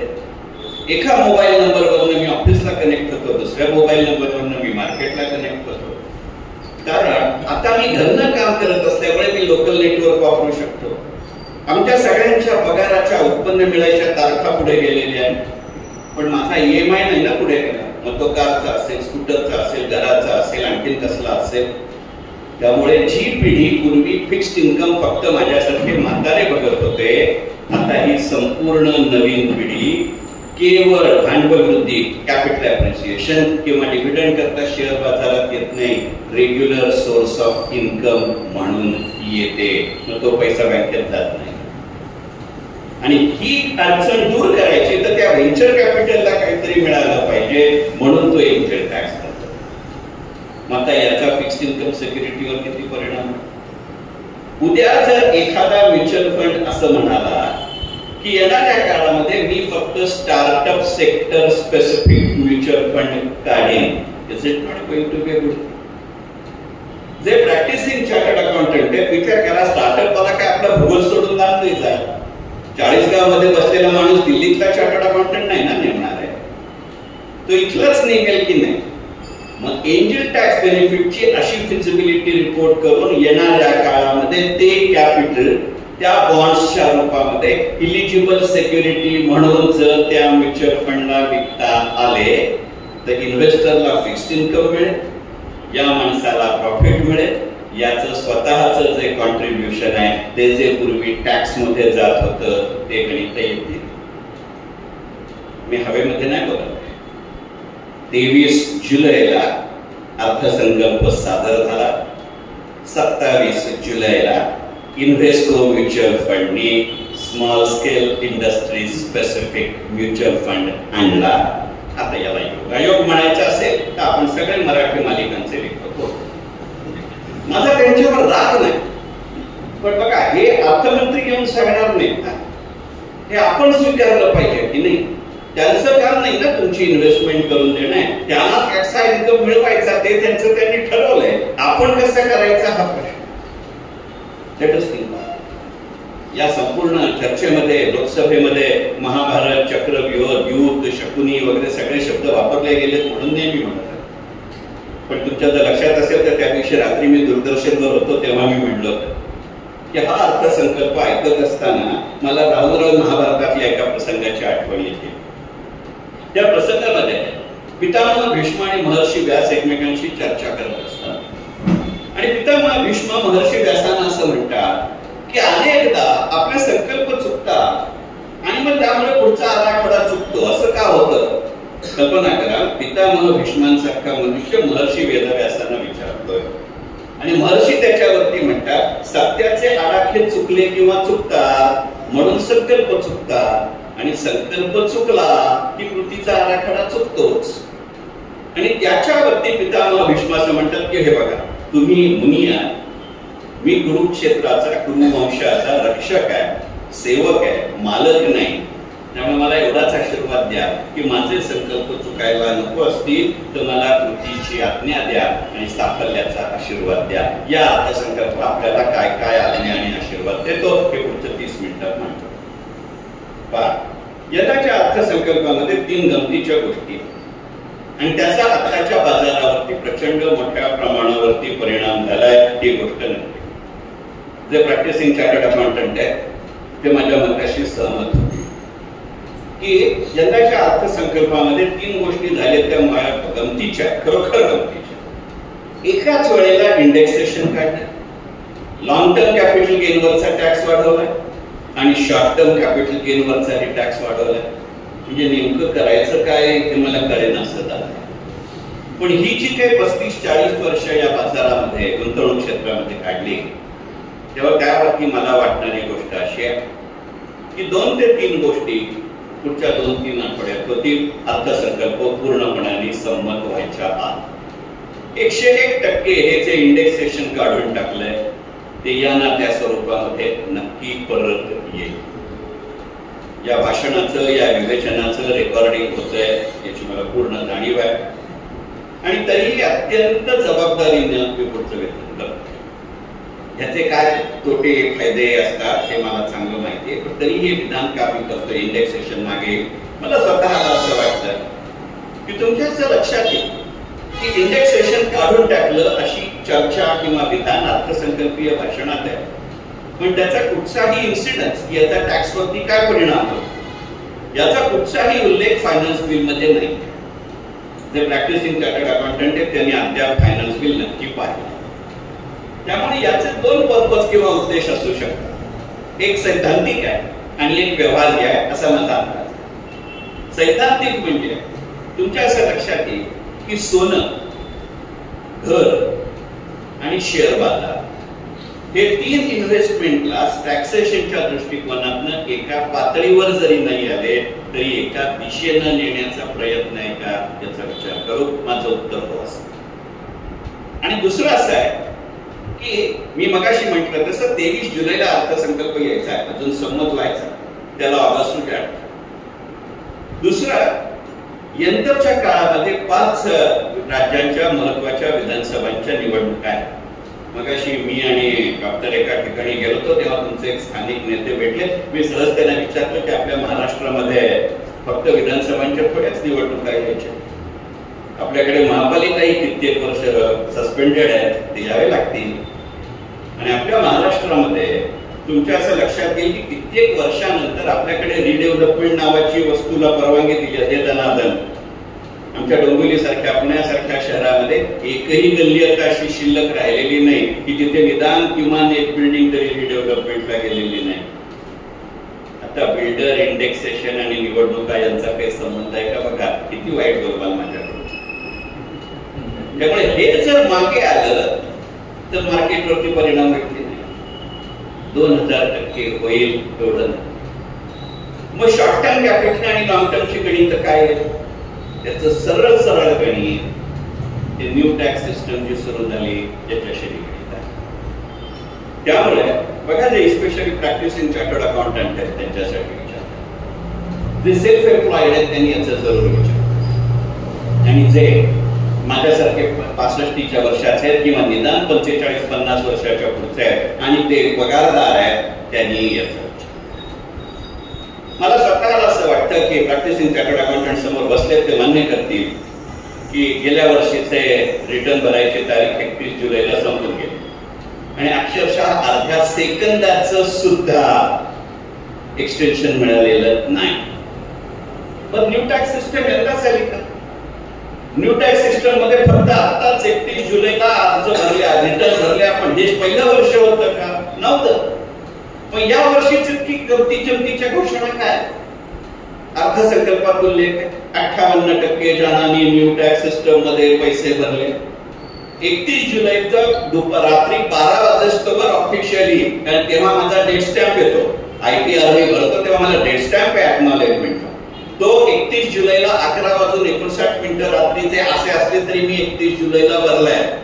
आणि इतकं करून 1 ऑगस्टला लोकमान्य टिळकांची पुण्यतिथी असून त्याचं पुण्यस्मरण नाहीये, पण इन्कम टॅक्स रिटर्न मध्ये 72% जणांनी भरलं. म्हणजे 23 जुलै ते 31 जुलै मध्ये या 58 चे 72 झाले. त्याच्यामध्ये गणित आहे. मग तो 72% वाला कोण आहे? साहजिक आहे त्याच्यामध्ये जे ना पूर्णपणे पेन्शनवर अवलंबून आहे अशी मंडळी आहे, कारण त्यांना दुसरं कुठचंही टॅक्सेबल इन्कमच नाही. गेली अनेक वर्ष किंवा निदान 4 वर्ष सरकारनं वारंवार सांगितलंय की ज्यांना वर्षभरामध्ये फक्त पेन्शनचे पैसे मिळतात त्यांनी इन्कम टॅक्स रिटर्न भरण्याची गरज नाही. टॅक्स भरू नका नाही म्हटलं, रिटर्न भरू नका. त्याला सरकारला गरज नाहीये ना त्याची. माझं पेन्शन बँकेत जमा होतं, आता गेलं आणि माझ्या हातात ऑफिसने दिलं, तर जमाना केव्हाच गेला. माझा बँक अकाउंट पॅनशी रिलेटेड, माझा बँक अकाउंट आधारशी रिलेटेड. म्हणजे मी नेहमी गमतीने म्हणतो की एक वेळ मी माझ्या बायकोला सांगणार नाही मी काय व्यवहार केली आहे, त्याच्या आधी सरकारला ते कळत आहे. म्हणजे इन्कम टॅक्स रिटर्न भरणं हे पुढच्या 4 ते 5 वर्षामध्ये चार्टर्ड अकाउंटंटचा बिझनेस बंद करण्याची लक्षणं आहे. आणि माझ्यावर विश्वास ठेवा हो, NSDL मध्ये 22 वर्ष नोकरी केली. इन्कम टॅक्स आणि GST ला आम्हीच हार्डवेअर आणि सॉफ्टवेअर पुरवलंय. मीच CR होतो, त्यामुळे माझ्या सहीशिवाय एका नव्या पैशाचंही सॉफ्टवेअर रिलीज झालं नाहीये NSDL मध्ये. Has everything to do. म्हणून बघा यंदाच्या अर्थसंकल्पामध्ये न्यू टॅक्स सिस्टम मध्ये गमती जमती केल्या का नाही. जेव्हा न्यू टॅक्स सिस्टम अस्तित्वात आली तेव्हा काय म्हणले की बाबा रे तुला एक्झम्पशन हवंय तर ओल्ड टॅक्स सिस्टम, तुला कमी दराने हवंय, तुला एक्झम्पशन नकोय, तू लॉंग टर्म मध्ये पैसे गुंतवायला तयार नाहीस तर मग मी तुला गरीब व चढा ठेवतो, एक्झम्पशन देत नाही. हे मान्य करणारी जनरेशन आहे का? फक्त पेन्शनर नाही. तुमच्या माझ्या राष्ट्रीय अर्थव्यवस्थेच्या किंवा GDPच्या 72% उत्पन्न, 58% उत्पन्न हे सर्व्हिस सेक्टर मधनं म्हणजे सेवा क्षेत्रात नाही. त्याचं सरासरी वय 28 वर्ष. ती जनरेशन कशी आहे? मी डॉक्टर मान्य करते पण मला त्या वयाची मुलं आहेत घरी. मोठा मुलगा 35, धाकटा 28. NSDL मध्ये रिटायर व्हायच्या आधीचे 12 वर्ष मी 250 जणांच्या टीमचं नेतृत्व करत होतो. त्यांचं सरासरी वय 26. ते म्हणतात ते नसते धंदे सांगितले कोणी. टॅक्स रिलेटेड सेव्हिंग स्कीम मध्ये पैसे गुंतवा, म्युच्युअल फंडात गुंतवले तर 3 वर्षाचा लॉक इन पिरियड, बँकेत गुंतवलं तर 5 वर्षाचा लॉक इन पिरियड. त्या 5 वर्षांनी माझा इन्फ्लेशन रेट काय आहे काय माहिती. त्यापेक्षा काय तो आता टॅक्स घे आणि मला मोकळा कर. आपल्या व्यापारी परी बचत म्हणायचं म्हणजे छुट्टा कर. त्या छुट्ट्या करला काय पडलंच नाही ना. आणि तरी सुद्धा जरा असं काय म्हणायचं गोंजारायचं म्हणून काय म्हणले परत म्हणले बरं का. म्हणजे मुळात 1.25 तास भाषण केलंय. हे 7वा अर्थसंकल्प आहे तरीही सगळ्यात छोटं भाषण आहे. जेव्हा निर्मला सीतारामन 1 तास 14 मिनिटांनी यंदा भाषण करायच्या थांबल्या त्याच वेळेला मी माझ्या को पॅनलिस्टला म्हटलं जरा ठेव यात ऐकणं पडेल. तो म्हणला का रे बाबा एकदम एवढा सावध का झालास. मी म्हटलं अरे लग्नाला 38 वर्ष झाले. एखादी जबाबदार महिला पुष्कळ वेळ बोलली तर धोका कमी असतो, पण एखादी जबाबदार महिला कमी वेळ बोलली की लफडा असतो. ती जाता जाता पायाने ज्या काठी मारते त्या हाताने सोडवणार नाही असा तो अर्थसंकल्प आहे की नाही. मी दोष नाही. ही तुमच्या माझ्या देशाच्या बदलत्या अर्थव्यवस्थेची चुणूक आहे. पहा मगाशी मी काय म्हटलं, सोनं, घर आणि शेअर बाजार. आता याच क्रमाने बेटा होते एकदा शेअर बाजारावर बोलायला लागलं ना तर मग बाकीचे विषय असे अडगणित पडतात. म्हणजे आता विराट कोहली बॅटिंगला आल्यानंतर सर्व वॉशिंग्टन सुंदरकडे कोण बघणार तसं होतं. वॉशिंग्टन सुंदरमुळे खाल्ली आपण मॅच जिंकतोय त्यामुळे हलक्यात घेऊन नाही. यंदाच्या अर्थसंकल्पाला सोन्याच्या बाबतीतली जी गंमत जम्मत आहे ती आपण लक्षात घेऊ. आपल्या देशामध्ये सोनं ही फार गमतीची गोष्ट आहे, पण त्याचा फार मोठा संदर्भ यंदाच्या अर्थसंकल्पाच्या आधी बदललाय हे आपण आणि म्हणून सोन्याचे चांदीचे बाजारभाव जे 23 जुलैपासून वरखाती होत आहेत त्याचं गणित त्याच्यामध्ये धार्मिक कारण, त्याच्यामध्ये आर्थिक कारण, त्याच्यामध्ये राष्ट्रीय कारण आहे आणि त्याच्यामध्ये जागतिक कारण. इथे बसलेल्या सर्व महिला वर्गांची क्षमा मागून तुमचं मुद्दा मांड. सोनं ही आपल्या देशात गुंतवणूक नाही. सोनं ही आपल्या देशात खुल्ला अडवणूक आहे. मी एकत्र कुटुंबात लहानाचा मोठा झालो. माझी आई, माझी बायको, माझी बहिणी, माझी सून, माझी पुतणी, 5 वेगवेगळे वयोगट आहेत. घरात 10 TV असले तरी कुठची मालिका बघायची याच्यावर एकमत होत नाही, पण सोनं घेणं याच्यावर एकमत आहे. आणि मग त्या घरातल्या विविध वयोगटातल्या पुरुषांना पटवताना असं सांगितलं जातं म्हणजे मुद्दा निर्णय त्यांनीच घेतलेलाच असतो. तुम्हाला कोण काळं कुत्र विचारित नाही, पण ते आपण दाखवतात बघा तुमची परवानगी घेतली आहे. डेबिट कार्ड त्यांच्याकडे असतं ते स्वाईप झाल्यावर मलाही कळतं मीच ओनर असल्यामुळे ती गोष्ट वेगळी की मध्यरात्री सुद्धा सोनं विकता येतं. स्वतःला प्रश्न विचारू पुरुषांसकट, आपल्या घरात शेवटचं मध्यरात्री सोनं किंवा विकलं? मध्यरात्री कसलं आलंय बोंबलायला? तुला दुपारी 12 वाजता सुद्धा सोनं विकलं जात नाही. पुढचं वाक्य फार हलकटपणाचं आहे, याची कल्पना आहे. मला फार शंका आहे की वेळ आली तर भारतीय बायका नवरे विकतील पण सोनं विकणार नाही. हसू नका, याच्यात बिझनेस सेन्स आहे. जर नवरे विकले गेले तर जो विकत घेतलाय ज्यांनी नवऱ्याला, तो दुसऱ्या दिवशी सकाळी 11च्या आत घरी नवरा आणून सोडेल, सांभाळ बाई. कारण नवऱ्याला लिक्विडिटी नाही, सोन्याला लिक्विडिटी आहे. नंबर 1. दुसरी गोष्ट पहा, आपल्या भारतामध्ये 23 जुलैला काय फक्त अर्थसंकल्प नाही साजरा झाला. 23 जुलै हा यंदाचा लग्नाचा शेवटचा मुहूर्त आहे. त्याच्यानंतर 14 नोव्हेंबर पर्यंत लग्नाचा मुहूर्तच नाही.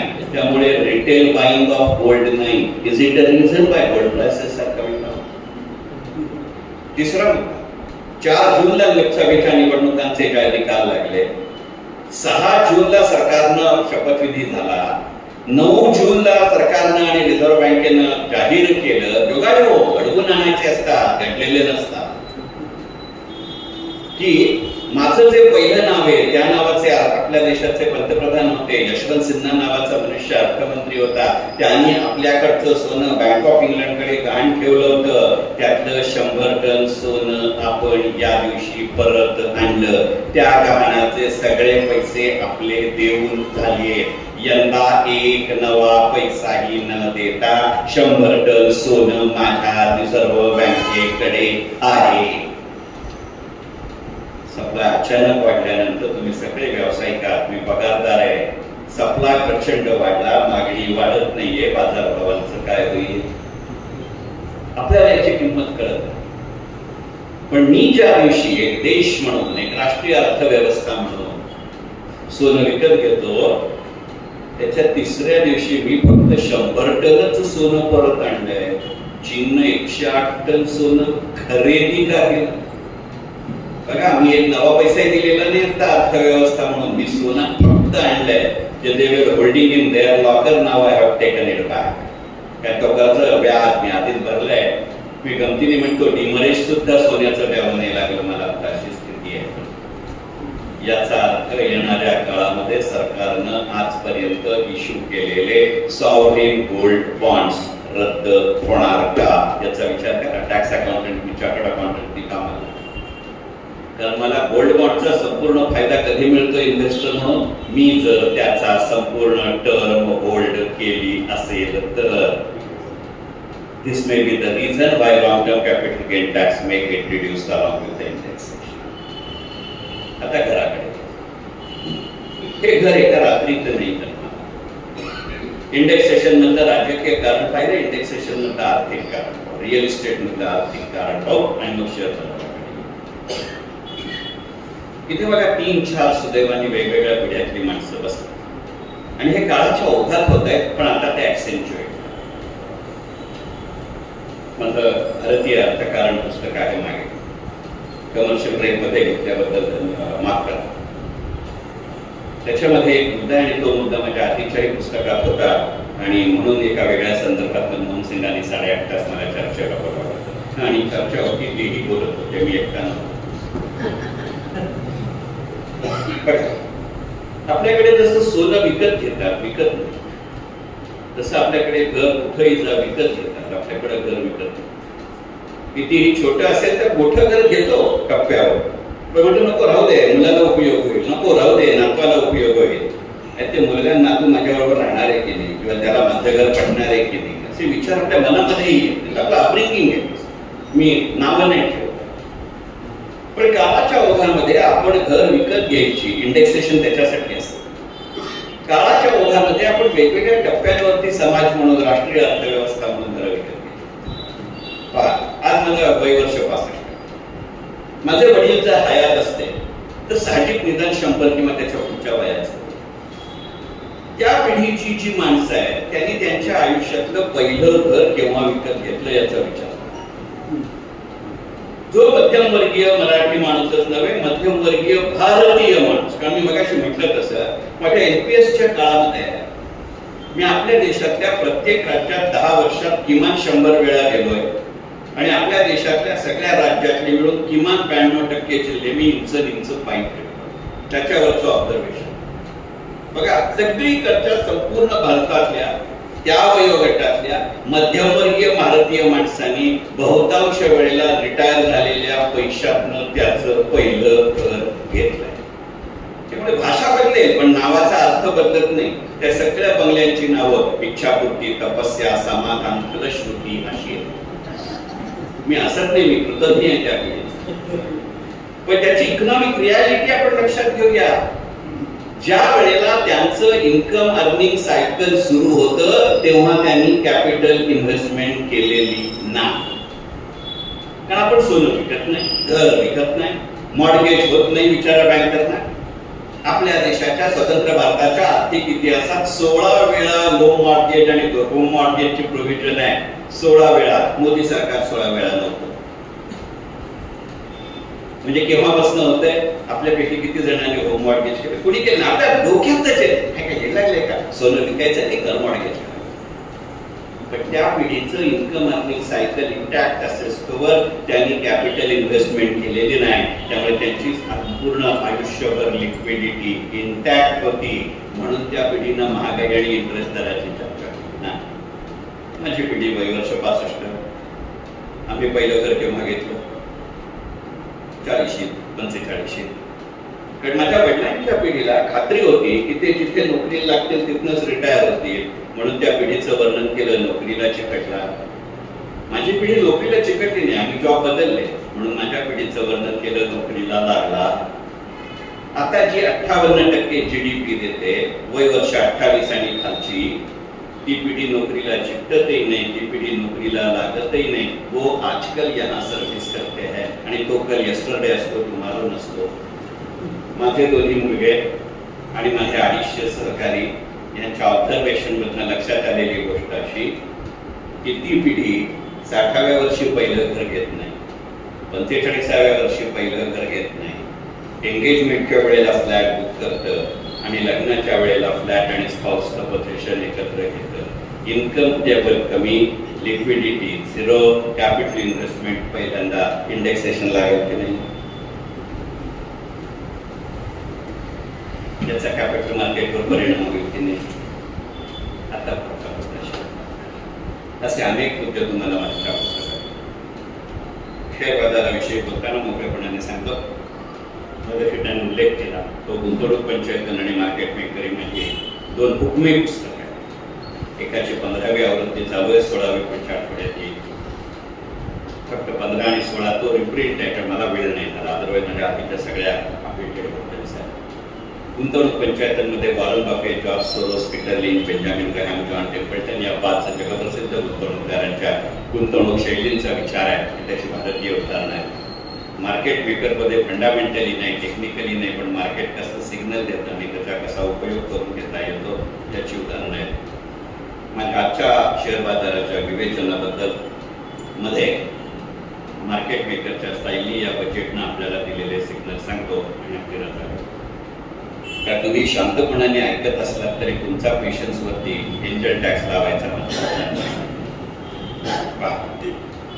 अर्थसंकल्प 23 जुलैला सादर झाल्यापासून आज 4 ऑगस्टला बोलायला उभं राहत असताना सेन्सेक्स किंवा निफ्टीमध्ये फारसा फरक झालेला नाही. पुढचे 7 ते 8 महिने तो याच रेंजमध्ये फिरत राहिला तुम्हाला आश्चर्य वाटणार नाही. पण शेअर बाजाराकडे यायच्या आधी एका वेगळ्या पद्धतीने मी माझ्या गुंतवणुकीचं कारण आणि परिणाम बघू शकतो का याचा विचार करतो. बघा, 31 जुलैला आपल्या सगळ्यांचे आता टॅक्स रिटर्न भरून आपण इथे जे सगळे उपस्थित होते मरणाचे पापभिरू माणसं. पापभिरूची माझी व्याख्या एकदम स्पष्ट आहे. कर चुकवायची इच्छा आहे पण हिंमत नाही, असे सगळे एक वेळे आपण इथं जाऊन लागतो. Can we do one thing? काय व्हायचं? तो इन्कम टॅक्स रिटर्न भरून झाला. आता मी चार्टर्ड अकाउंटंट जो तुमचा पिढीदार असतो, वर्षानुवर्षाचा असतो, ट्रस्टेड असतो, मान्य करतील 4-5 पहिल्या रांगेत एक तर चार्टर्ड अकाउंटंट असतो. तो सांगतो की अरे बाबा आता ऍडव्हान्स टॅक्स पण भरून टाक ना, याच प्रक्रियेत. आता new tax system, old tax system हा जिवेदा फार यंदाच्या वर्षी राहील. तो 5-6 महिन्यांकरता आहे आणि तसंही हवी तेवढी पॉलिटिकल पॉवर नव्हती म्हणून कदाचित ओल्ड टॅक्स सिस्टम आता बंद झालेली नाही. पुढच्या वर्षी सांगू शकतात 1 फेब्रुवारी 2025 ला की 2025-26 शेवटचं वर्ष, याच्यानंतर ओल्ड टॅक्स सिस्टम नाही. आत्ताचा जर लॉंग टर्म कॅपिटल गेन आणि शॉर्ट टर्म कॅपिटल गेन आहे त्यात पंचायतीत राहिला तर गंमत जम्मत आहे की नाही. जी तरुण पिढी आहे त्यांचा प्रश्न म्हणजे शेखर टिळक सारखे म्हातारे आहे ज्यांनी वर्षभर आयुष्यभर प्रॉव्हिडंट फंड कापला गेला, LICच्या पॉलिसी घेतली आहे, LIC चालवायची जबाबदारी माझीच होती ना. हाऊसिंग लोनच्या इंटरेस्ट मध्ये डिडक्शन मिळतं म्हणून घर घेणारी माणसं भारतभर आहे. बाकी काही नाही तरी 3 वर्षाचा lock in period mutual fund, 5 वर्षाचा लॉक इन पिरियड बँक केलंय. मग आत्ताच्या वर्षात 31 जुलै नंतर 4 ऑगस्टला बोलत असताना मी एक गोष्ट करू शकतो का की आपल्या सगळ्या पोर्टफोलिओचं रिव्ह्यू, मग ते इक्विटी असू दे, ते कमोडिटी असू दे, ते रिअल इस्टेट असू दे, तो म्युच्युअल फंड असू दे, आपण जर म्युच्युअल फंडच्या पासून सुरुवात करतो बरं. न्यू टॅक्स सिस्टम कडे विलीनीली जायचंच आहे. आता जे झाले बदल ते सगळं तिथंच आहे. स्टँडर्ड डिडक्शन तिथंच वाढलं. जी स्लॅब 3 ते 5-6 होती ती 3 ते 7 तिथेच झाली. ओल्ड टॅक्स सिस्टम हा शब्द फक्त एकदा आला म्हणजे आता हळूहळू आपल्याकडे म्हणतात की नाही इग्नोर द बार्किंग डॉग. हा लक्षात देऊ नको काय ते हे जे आहे ना ते तिथं होतं. Shall I do one thing in आता पुढच्या 2-4 दिवसामध्ये एखाद्या आठवड्यामध्ये जसं तुमचा वर्कलोड असेल तसं तुमच्या म्युच्युअल फंडचा पोर्टफोलिओ डाउनलोड करा किंवा जर तुमचा कोणी एजंट असेल तर त्याला सांगा की तुमचा संपूर्ण म्युच्युअल फंड पोर्टफोलिओ तो देतो, नेहमी देतो. कारण आता तुम्ही कॅपिटल गेन लॉस साठी सुद्धा दिला. फक्त मग तो करताना काय करतो चंद्रशेखर टिळक ही स्कीम पहिल्यांदा इतके पैसे गुंतवले त्यावेळेला NAV इतकी होती, तुला एवढे युनिट मिळाले, काळाच्या ओघात तू इतके पैसे गुंतवले, आता तुझे इतके युनिट आहे, आजची NAV इतकी आहे आणि शेवटी व्हॅल्युएशन आणि मग तू आधी केलेली गुंतवणूक आणि आताचा व्हॅल्युएशन मधला फरक, तो फरक पॉझिटिव्ह मध्ये 6 आकडे दिसला की मी जे तन्मया करायला म्हणजे नाम नथिंग रॉंग. माझे पैसे आहेत, मला पैसे मिळाले, काय आनंद साजरा करणं काही गुन्हा नाही. अजून तरी त्याच्यावरती प्लेजर टॅक्स आपल्या बाजारात नाही. Shall I do one thing at least for the tax saving scheme? त्याला सांगा की हे बरोबर आहे पण मला त्याचा इयर वाईज ब्रेकअप दे. प्रत्येक वर्षी मी किती पैसे भरतो आणि आपण वर्षानुवर्ष भरत राहायचं. आता जर मी 31 जुलै 2024 समजा स्टेटमेंट घेतलं म्युच्युअल फंडचं टॅक्स सेव्हिंग स्कीमचं, सगळ्यात पहिल्यांदा कृपा करून टॅक्स सेव्हिंग आहे या एका नावाखाली यापुढे कोणत्याही गुंतवणुकीत पैसे गुंतवू नका. तो रेट ऑफ रिटर्न काय देतो मग कॅनडा रेबेको आणि मिराई म्युच्युअल फंडचा विचार ह्याच्यावर जास्त टीप देता येणं आवश्यक.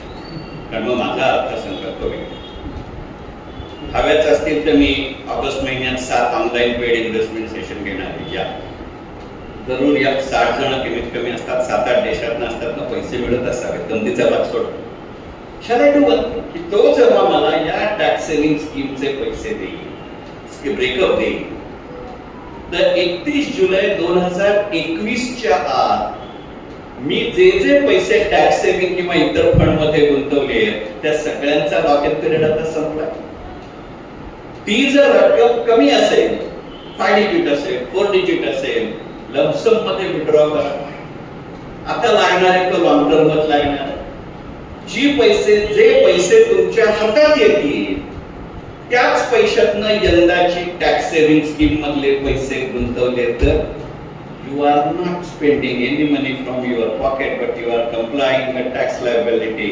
माझं कॉस्ट ऑफ होल्डिंग आपोआप कमी होणार आहे की अशाच पद्धतीने इतर गोष्टींचा विचार करता येईल. मग येणाऱ्या काळामध्ये नेमके कोणत्या प्रकारच्या शेअर्स मध्ये पैसे गुंतवायचे शेवटचा मुद्दा आणि आपली रद्द. पुढचं जे विधान करेल ते पूर्ण जबाबदारी इतक्या जबाबदारीनंच बोलत होतं पण आता जास्त जबाबदारी नाही. आम्हाला ह्याच्यावरचा प्रश्न माहिती आहे. मोकळेपणाने सांगतो येणाऱ्या काळामध्ये आपल्याला आजपर्यंत सेक्टर स्पेसिफिक ची सवय आहे. इन्फ्रास्ट्रक्चर, रेल्वे, डिफेन्स, पॉवर, थोडा जॉग्राफिकल सेक्टरचा विचार करा. कागदोपत्री ते नाव घेणार नाही but that's where the government is forcing us to go. त्याचं एक उदाहरण माझा YouTube चॅनल ज्यांनी सबस्क्राईब केलाय, जसं डॉक्टरांनी सांगितलं, किंवा जर तुम्ही याच्यानंतर केला तर यू कॅन गो बॅक, कारण ते एकदा तिथे रिलीज केले की ते सगळे असतात. मी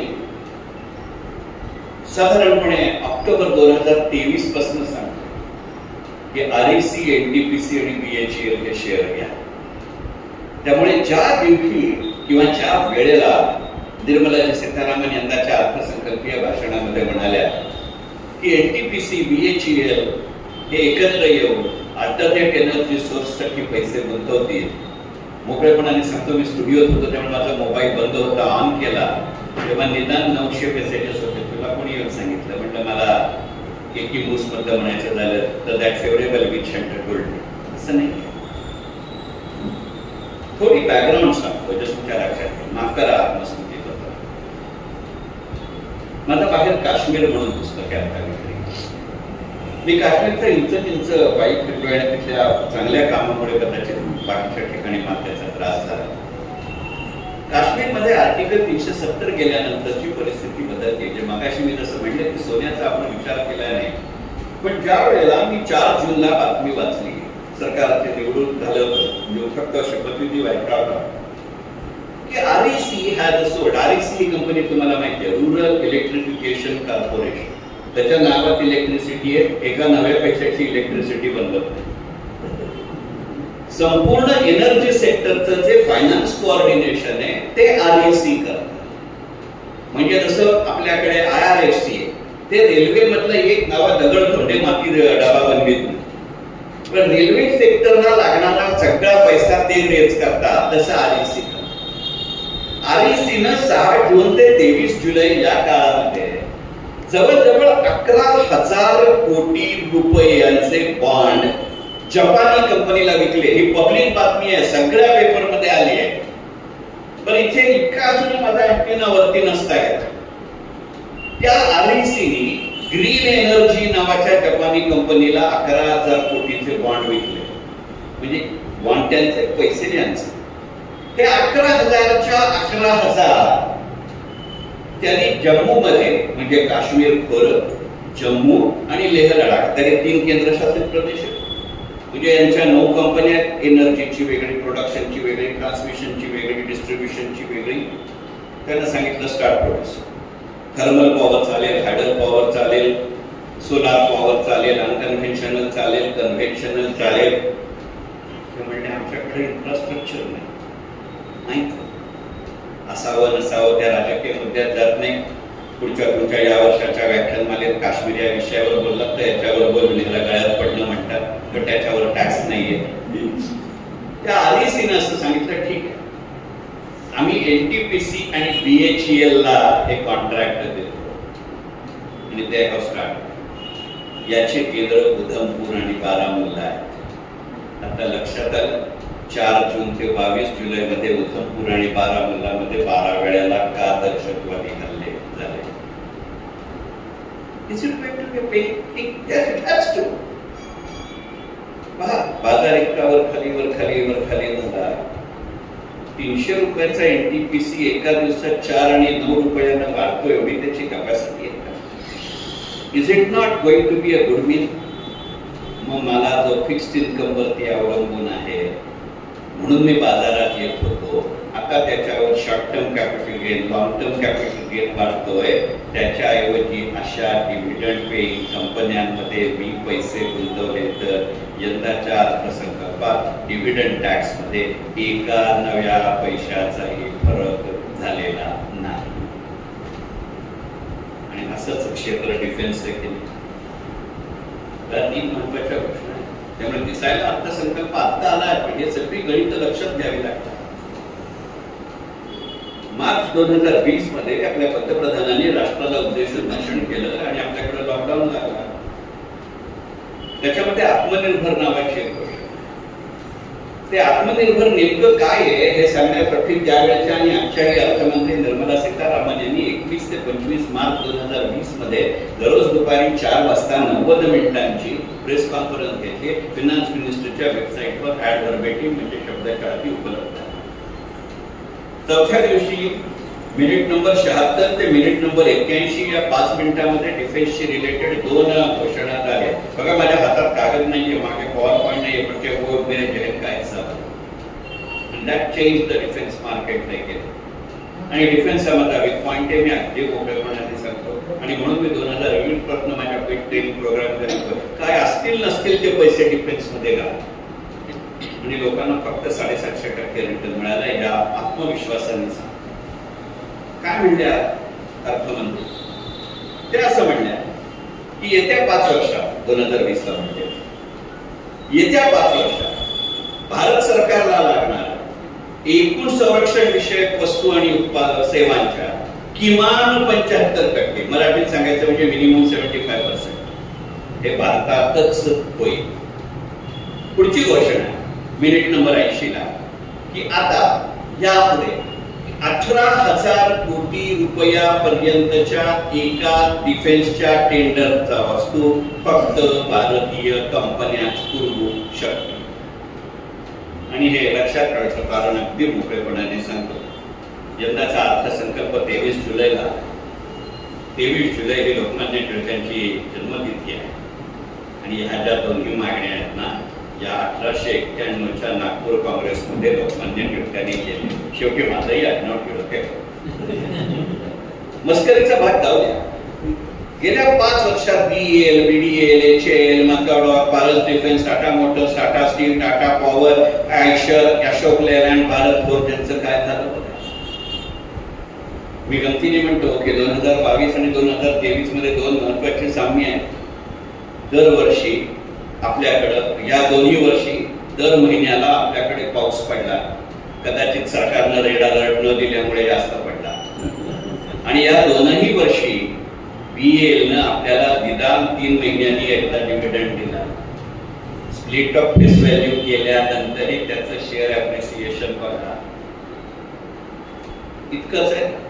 मी मगाशी म्हटलं कसं राजनाथ सिंग आपल्या 3ऱ्या कालखंडामध्ये मोदी सरकारच्या संरक्षण मंत्री झाले. बाकी काय अत्यंत संयत मनुष्य, तो उगाच काहीतरी बोलणारा तो माणूस अर्धा ते बोलत वयाला पदाला आप राखून त्या माणसानं अर्थसंकल्प सादर व्हायच्या आधीच बघा 5 जूनला संध्याकाळी शपथविधी झाला. 6 जूनला 11:22 मुहूर्त वगैरे बघितला असावा. काय हरकत नाही, त्याची त्याची श्रद्धा, त्यात वेळ काय. त्यांनी चार्ज घेतला आणि इतक्या संयत असणाऱ्या माणसाने काय घोषणा केली? येत्या वर्षात म्हणजे आता सुरू असलेल्या 2024 त्याच्याकरता अर्थसंकल्प सादर झाला. त्याच्या अंमलबजावणीला आता फक्त काही महिने राहिले. काय म्हणले राजनाथ सिंग की भारत सरकार 65,000 कोटी रुपयांच्या संरक्षण विषयक वस्तूंची निर्यात करेल. कल्पना करा, वर्षाला एका रात्रीत निर्यात होते का? 65,000 कोटींची निर्यात करायची. तुम्ही व्यावसायिक आम्ही नोकरदार, तुम्ही चार्टर्ड अकाउंटंट आहात, मी नाही. 65,000 ची निर्यात या वर्षात करायची म्हणजे निदान 66,000 कोटींची उत्पादन मला करावं लागेल. त्यांनी मग 66,000 कोटींचं उत्पादन करायचं म्हणजे मला कॅपिटल किती लागेल, मला टेक्नॉलॉजी किती लागेल, मला पॉवर किती लागेल, मला स्टील किती लागेल, मला लॉजिस्टिक किती लागेल, मला इंजिनिअरिंग किती लागेल. आता कळलं लार्सन टोब्रो सिमेंट्स आणि थर्मॅक्स का वाटतं. मी मगाशी काय म्हटलं ते भीष्म पितामह म्हटले तसं कृतीची आज्ञा दे, साफल्याचा आशीर्वाद दे. आज्ञा ते लागते, तुमच्या कृती मलाच करायची की नाही. बस यंदाच्या अर्थसंकल्पाचा बघा असे अनेक मुद्दे यंदाच्या अर्थसंकल्पात. एक फक्त जाता उल्लेख करतो जे बँकांशी संबंधित आहे त्यांनी त्याचा जरूर विचार करा. सकाळी डॉक्टरांच्याकडे बोलत होतो, नंतर डॉक्टरांशी तेव्हा चर्चा केली. आपल्याला म्हणजे मला स्वतःला यंदाच्या आर्थिक वर्षामध्ये इंडियन पोस्टल पेमेंट बँकेचा IPO आला तर जरा सुद्धा आश्चर्य वाटणार नाही. अर्थसंकल्पात उल्लेख आहे की 100 ठिकाणी कार्यरत होईल. हलक्यात घेऊ नका, बाप कंपनी. यंदाच्या अर्थसंकल्पामध्ये उल्लेख आहे ISRO will be treated as a special Ratna. कल्पना करू कारण काय माहितीये का, या मोदी सरकारचं एक कार्यशैलीचं वैशिष्ट्य आहे. त्यांच्या सगळ्या महत्वाच्या घोषणा या अर्थसंकल्पाच्या बाहेर झाले. जीएसटी अर्थसंकल्पात आलेलं नाही, डिमॉनिटायझेशन अर्थसंकल्पात आलेलं नाही. इस्रोच्या बाबतीत लक्षात घ्या, त्याच्यात राजकारण नाही हो, हे राष्ट्र म्हणून केलंय. आणि म्हणून मी म्हटलं तर किती बाहेर ठेवू. 2014 ला शपथविधी झाला. पहिली असाइनमेंट पब्लिक असाइनमेंट इस्रो मध्ये होती. त्यावेळेला इस्रोच्या श्रीहरिकोट्यामधनं आपण 17 सॅटेलाइट लॉन्च केले. उडवलं म्हणत नाही, कारण उडवलं मराठीत फार वेगळे अर्थ आहे. तो आपला राष्ट्रीय विक्रम होता. 2019 ला पुन्हा निवडून आले, पुन्हा पंतप्रधान झाले, पुन्हा पहिल्या 5 कार्यक्रम इस्रोत होता. तेव्हा 107 सॅटेलाइट लॉन्च केले. त्यातले फक्त 3 आपले, 104 इतर देशांचे आहेत. मला तर फार शंका आहे की आता जे सुनीता विल्यम्सच्या बाबतीत चाललंय, is it a planned move to demonstrate what sort of a technical advancement, technological advancement I am doing? बघा, त्या बोलत नाही, त्यांच्या घरातलं बोलत नाही, सरकार बोलत नाही. बऱ्याच गोष्टी पडद्याआड चालू शकतात की नाही. स्ट्रॅटेजीला बरीच वर्ष काम केले. बघा, डिजिटल रुपयाचा उल्लेख आहे, ते क्रिप्टोकरन्सीवरचं उत्तर आहे का? तेलाचा संपूर्ण अर्थसंकल्पामध्ये उल्लेख नाही. पेट्रोडॉलर हा शब्द आपण विसरलोय. हा योगायोग आहे का? आणि म्हणून म्हणलं की या अर्थसंकल्पामध्ये बोलण्याजोगं पुष्कळ आहे. पण तरीही किती वेळ बोलायचं याला मर्यादा. आणि त्याच्यामध्ये सगळ्यात महत्वाचं तत्व असं आहे, त्या लोकमान्यांचा उल्लेख केला मगाशी. तर लोकमान्य टिळक असं म्हणत असत की कोणतंही भाषण जास्तीत जास्त 1.5 तास चालणार. मी 1 तास 27 मिनिटं बोलतो. आणि दुसरी गोष्ट अशी आहे की त्याच्यासाठी अर्थमंत्री जमतेम 1 तास 14 मिनिटं बोलले, त्याच्यावर मी किती बोलायचं? घरच्या गृहिणीपेक्षा जास्त बोलायची भारतीय पुरुषांना सवय नसते. त्यामुळे मी थांबतो. त्याच्या आधी फक्त एकच विनंती करतो की मी मगाशी म्हटलं तसं म्हणजे 7 पुस्तकं बाहेर आहेत. बघाच, मला इतक्या वर्षानंतर पुन्हा एकदा 40गावमध्ये माझे विचार मांडायची जी संधी या संस्थेच्या अध्यक्ष आणि संस्थेच्या पदाधिकाऱ्यांनी सगळ्यात महत्वाचं जे तुम्ही सगळ्यांनी दिले, त्याबद्दल मी आपल्या सगळ्यांचे आभार. माझा प्रत्येक मुद्दा, प्रत्येक शब्द, प्रत्येक अक्षर तुम्हाला पटलंच पाहिजे असा माझा जरा सुद्धा दावा नाही. पटलं नसलं तरी का पटलं नाही याचा विचार. कारण एक गोष्ट नक्की की आता आपल्याला येणाऱ्या काळामध्ये कोणीतही सरकार असो, कोणताही अर्थमंत्री असो, कोणताही पंतप्रधान असो, पठडीतले अर्थसंकल्प येणार नाही. कारण आपली इच्छा असो वा नसो, पण गेल्या 33 वर्षांच्या प्रयत्नांनी भारतीय अर्थकारणाला बाजूला सारून कोणतंही जागतिक अर्थकारण कुणालाही करता येणार नाही. आणि मग असं जर असेल तर या बाजारामध्ये, या गुंतवणुकीमध्ये, या अर्थव्यवस्थेमध्ये मी आलो नाही आणि मग दुसरे आले, उगाच आवाज करण्यात काय?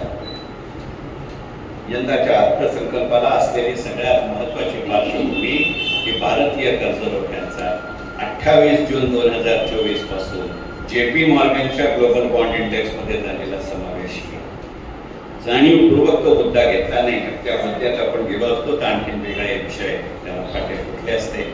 कारण तुमच्या माझ्यापैकी फार कमी जणांच्या पोर्टफोलिओमध्ये बॉन्डचा समावेश असतो. जो असतो आपण इन्फ्रास्ट्रक्चर बॉन्ड त्यावर टॅक्स आहे म्हणून घेतलाय. हा अर्थसंकल्प इतकंच सांगतोय की टॅक्स मध्ये बचत होते म्हणून गुंतवणूक होते, पैसे मिळतात म्हणून गुंतवणूक करतो. आणि म्हणून मी भाषणाची सुरुवात करतानाच म्हटलं होतं की 3 संध्येच्या वेळेला बोलायला उभा राहिला. आपली भारतीय संस्कृती, मराठी संस्कृती अशा वेळेला देवाशी दिवा लावते. आज तर दिव्यांची आवश्यक आहे आणि त्यावेळेला आपण बाहेरची लक्ष्मी घरात असं म्हणतो. मला आशा आहे की निदान त्या दिव्याची वात मी माझ्या विचारात लावू शकलो असेल. तुम्हा सर्वांचे मनापासून आभार मानतो आणि आपली रजा घेतो.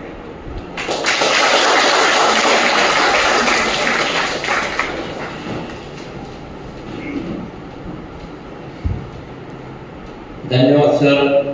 अतिशय माहितीपूर्वक अतिशय सुंदर विवेचन आपण या ठिकाणी केलं, त्याबद्दल धन्यवाद। यानंतर मी आमचे कार्यवाह श्री राजेश ठोंबरे यांना विनंती करतो की त्यांनी आभार प्रदर्शन या ठिकाणी व्यक्त करावे। राजेशजी ठोंबरे। सन्मान्य व्यासपीठावर उपस्थित आजचे सन्मान्य वक्ते आदरणीय टिळकजी, खरं तर चाळीसगाव म्हणजे गणितसूर्य भास्कराचार्यांची जन्म आणि कर्मभूमी आहे। आणि या जन्म आणि कर्मभूमीमध्ये भास्कराचार्यांचा विचार इतक्या दमाने, इतक्या अभ्यासपूर्ण मांडणीने आमच्या समोर मांडलात, त्याबद्दल मनापासून आपल्याला धन्यवाद देतो। अत्यंत व्यस्ततेतून वेळ काढून आपण या ठिकाणी आला, आमच्या समोर या विषयाची मांडणी केली, त्याबद्दल मनापासून आभार। हा विषय आपल्यापर्यंत पोहोचण्यासाठी वाचनालयाचे अध्यक्ष, सर्व संचालक, वाचनालयाचे कर्मचारी यांनी जाणीवपूर्वक खूप प्रयत्नाने हे सगळं घडवून आणलेलं होतं। पण माहीत नाही आज काय घडलं, जे अमावास्याला घराच्या बाहेर पडायचं नाही असं कदाचित काही घडलं असेल का, की घरचे दिवे लावत लावत तिथं वेळ होता असं काही घडलं असेल का। खरं तर चाळीसगावामध्ये व्यापार, अर्थकारण आणि याच्याविषयी अत्यंत अभ्यासपूर्ण आणि चांगली जाण असणारी माणसं आहेत। परंतु ठीक आहे, आज समोर जरी ती माणसं नसती तरी आता आपलं संपूर्ण भाषण ठिकाणी रेकॉर्ड झालेलं आहे, त्यांच्यापर्यंत पोहोचण्याचा आम्ही नक्की आयोजक म्हणून आमची जबाबदारी ती राहील आणि ते मी पार पाडू याची आपल्याला खात्री देतो। एक उत्तम अभ्यासक, उत्तम वक्ता, उत्तम भ्रमंती करून मिळवलेलं ज्ञान जसं कणकण वेचून घ्यावं तसं भ्रमंतीतून मिळवलेलं सगळं ज्ञान आमच्या समोर मांडताना याच्या पाठीमागचा प्रदीर्घ अभ्यास आणि अनुभव निश्चितपणे दिसून आला। आपलं सगळं लिखाण या ठिकाणी उपलब्ध आहे, त्या पुस्तकातूनही निश्चित आम्हाला त्याचा उपयोग होईल। आपल्याला पुन्हा मनापासून धन्यवाद देतो। आणि सगळ्यात महत्त्वाचं म्हणजे आमचा सगळा श्रोतू वर्ग, आपण सगळे या ठिकाणी येऊन या कार्यक्रमाची शोभा वाढवली, त्याला आपल्याला सर्वांना मनापासून धन्यवाद देतो। आमच्या वाचक दिन या योजनेमध्ये ज्यांना सन्मानित आज केलं गेलं त्यांनाही मनापासून धन्यवाद देतो। आपण या वाचनाच्या सगळ्या उपक्रमामध्ये असंच सहभागी व्हावं असं मनापासून आवाहन करतो। मी नमस्कार देतो, धन्यवाद। धन्यवाद। अध्यक्षांच्या परवानगीने आता हा व्याख्यानाचा कार्यक्रम संपला, जाहीर करतो। धन्यवाद।